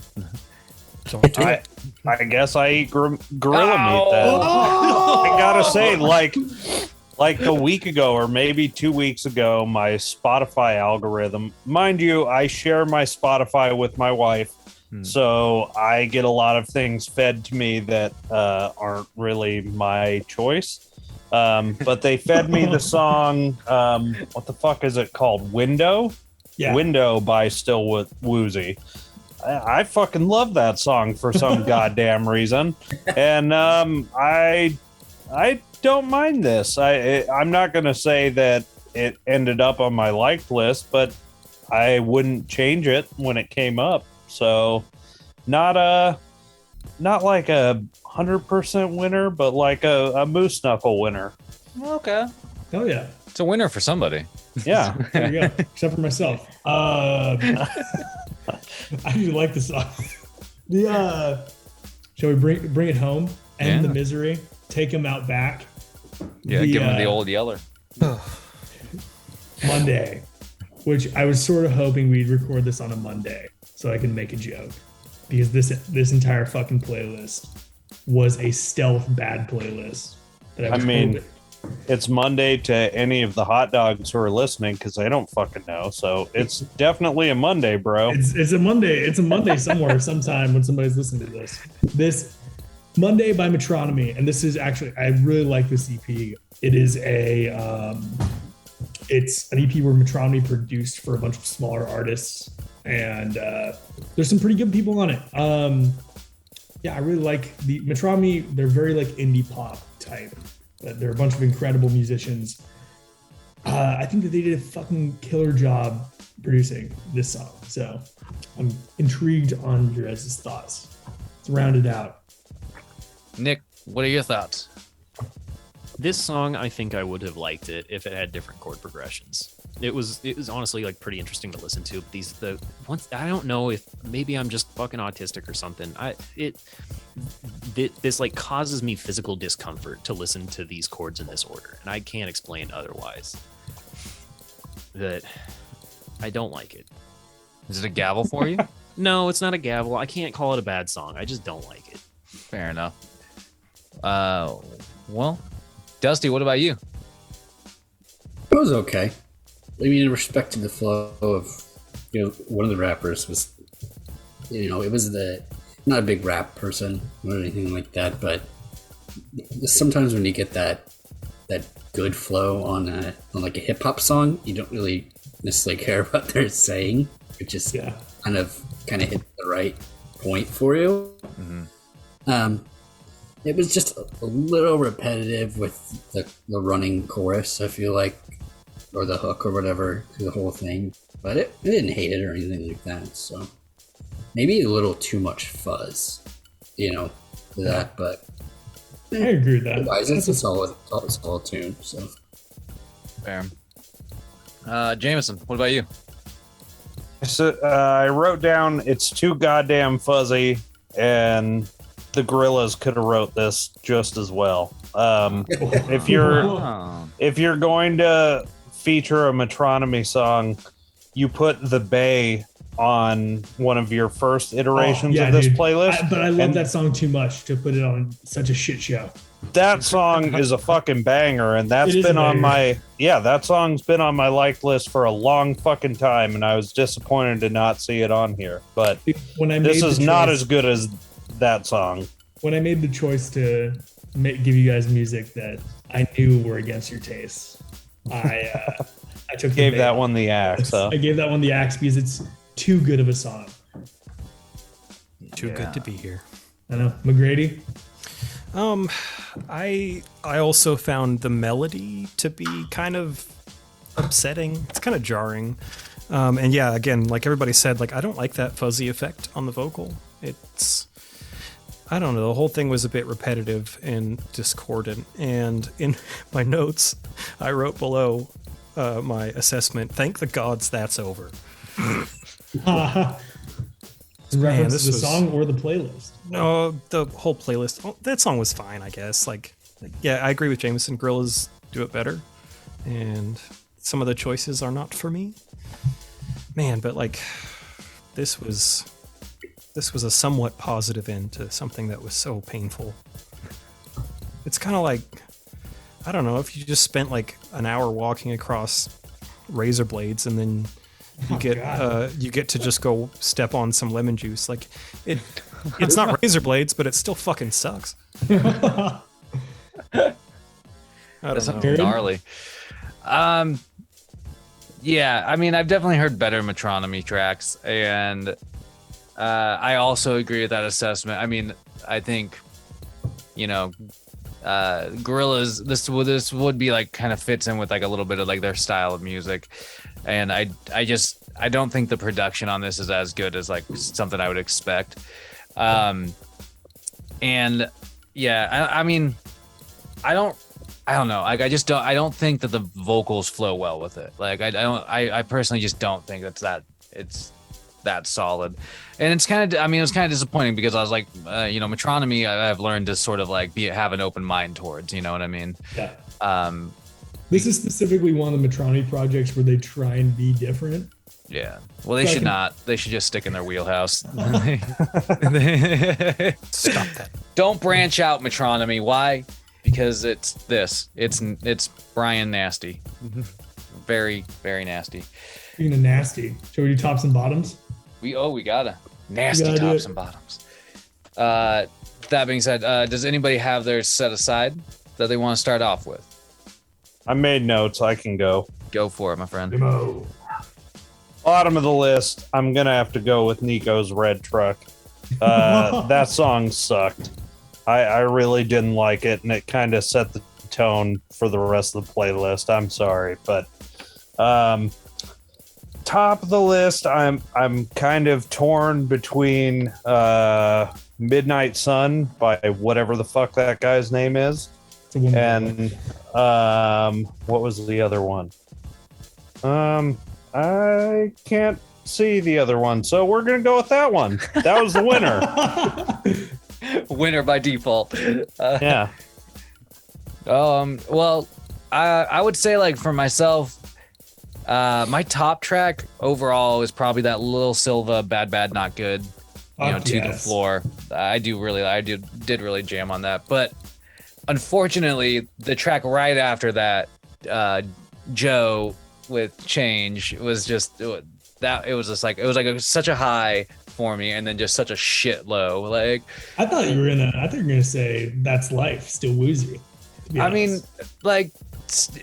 It's low hanging fruit. Like I can hate on Still Woozy all fucking day. Like at least, like I've heard Still Woozy and I've noticed that I don't like it. But like being introduced to that other project for kind of like the other artist really for the first time here was sort of jarring. I was just like, damn, fuck that. But I like that being said, like I said when we were talking about it, I'm interested in other works. So it's kind of like a weird dynamic.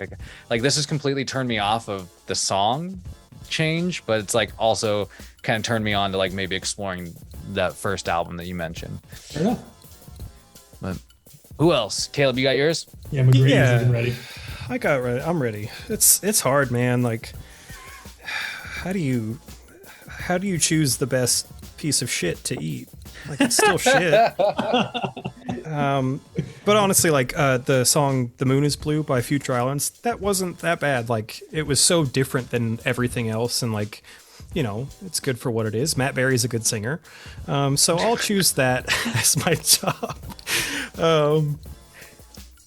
Bottom. Oh, it was tough. It was real tough. I mean, there's so many.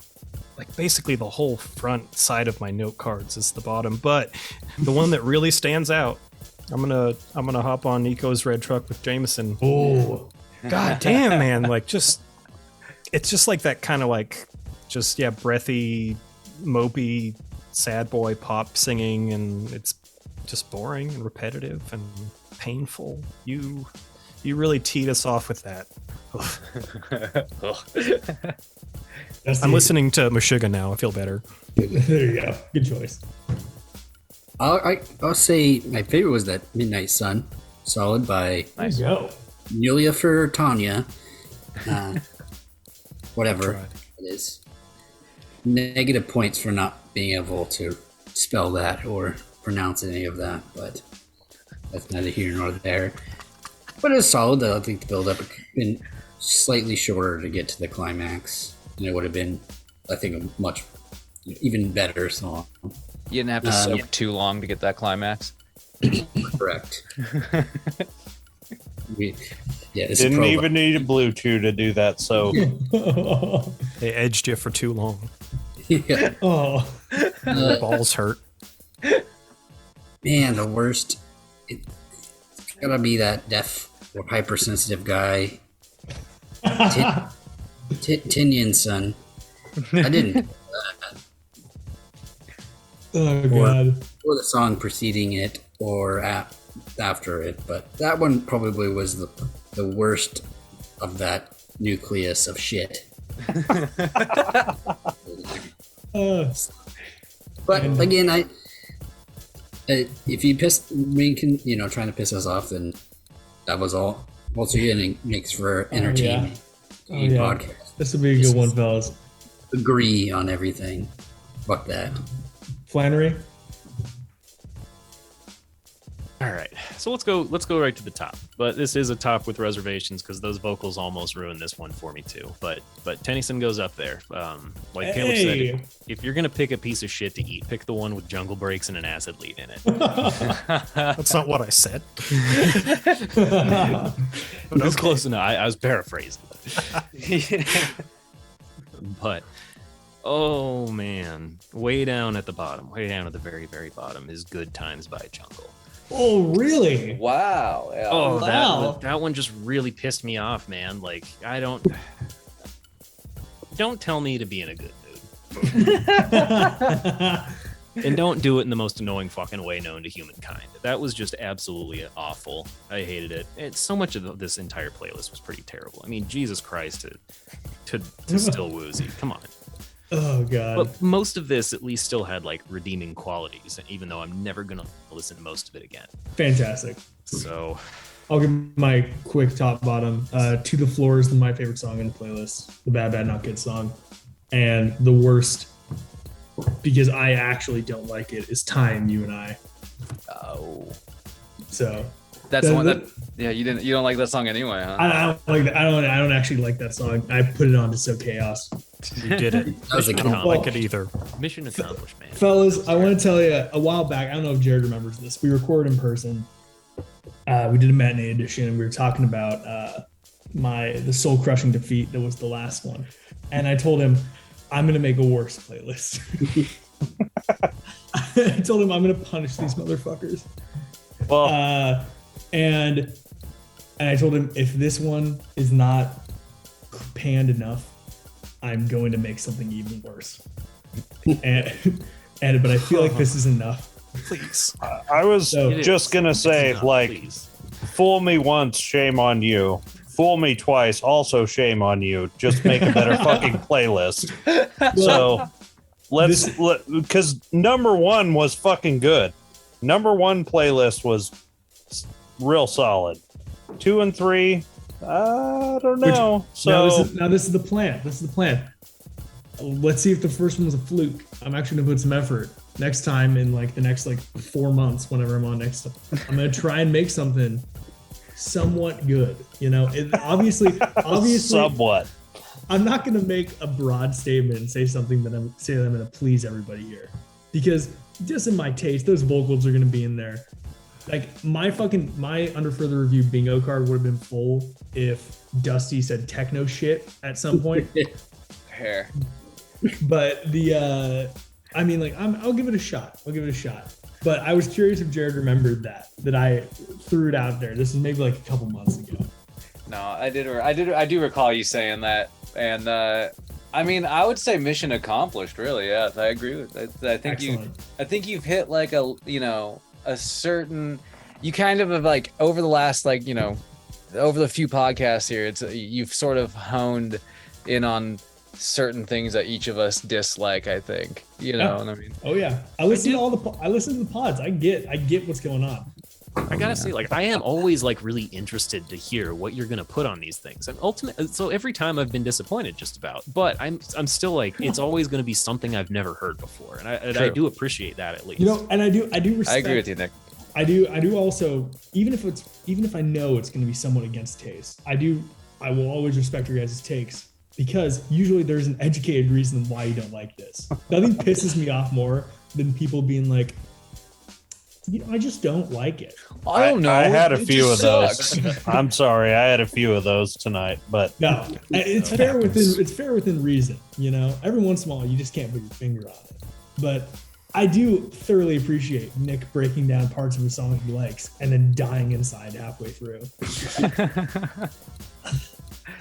Well, fellas, it's been real. Absolutely. That was fun. Now this is a fun episode. I appreciate everybody hopping on and doing it. Lucas, I appreciate you throwing together the list. Just to take a stab at all of us. Or So you guys know, they did change the number for the suicide hotline. it's true. It's It's too late. just 3 digits now. I'm already hemorrhaging. Wait, what are I'm already hemorrhaging. what are the digits? I got 90 seconds. What are the digits? We should have shouted it out. Is it Yeah, like let's shout- 711 or something now? Is it 811?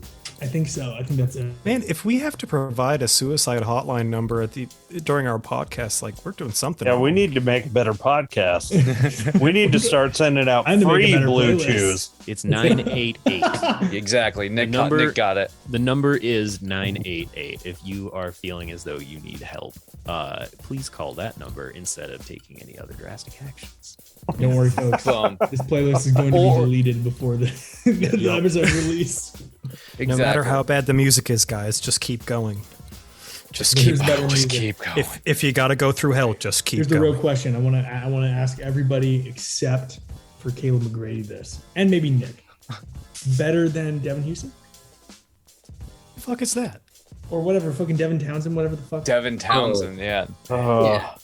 I mean, a full playlist of Devin Townsend, I'd definitely be calling that number.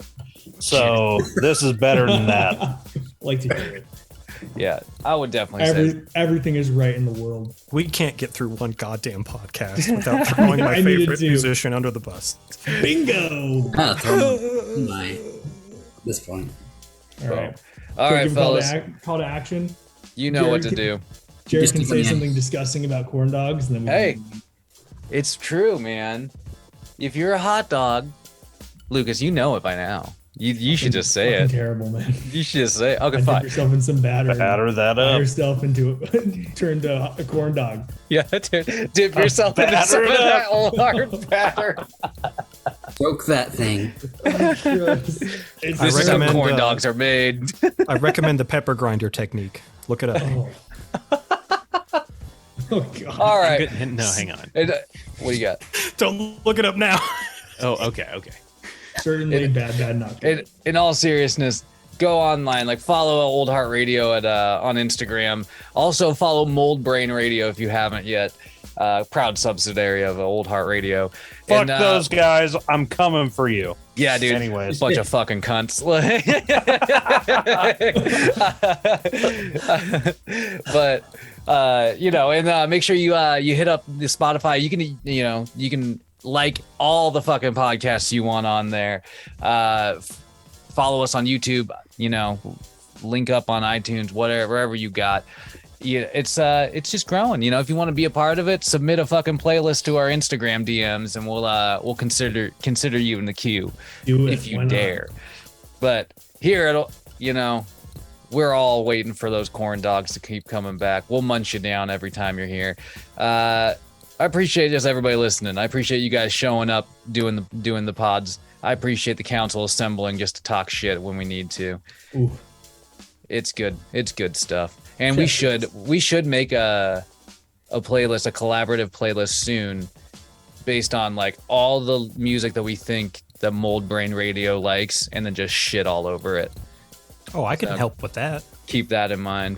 That's just any episode where they were guesting. That's It's basically just this playlist we just covered. I mean, Oh. On that note, we'll leave it there. Hot dogs, turn yourself into corn dogs, and we'll see you on the next one.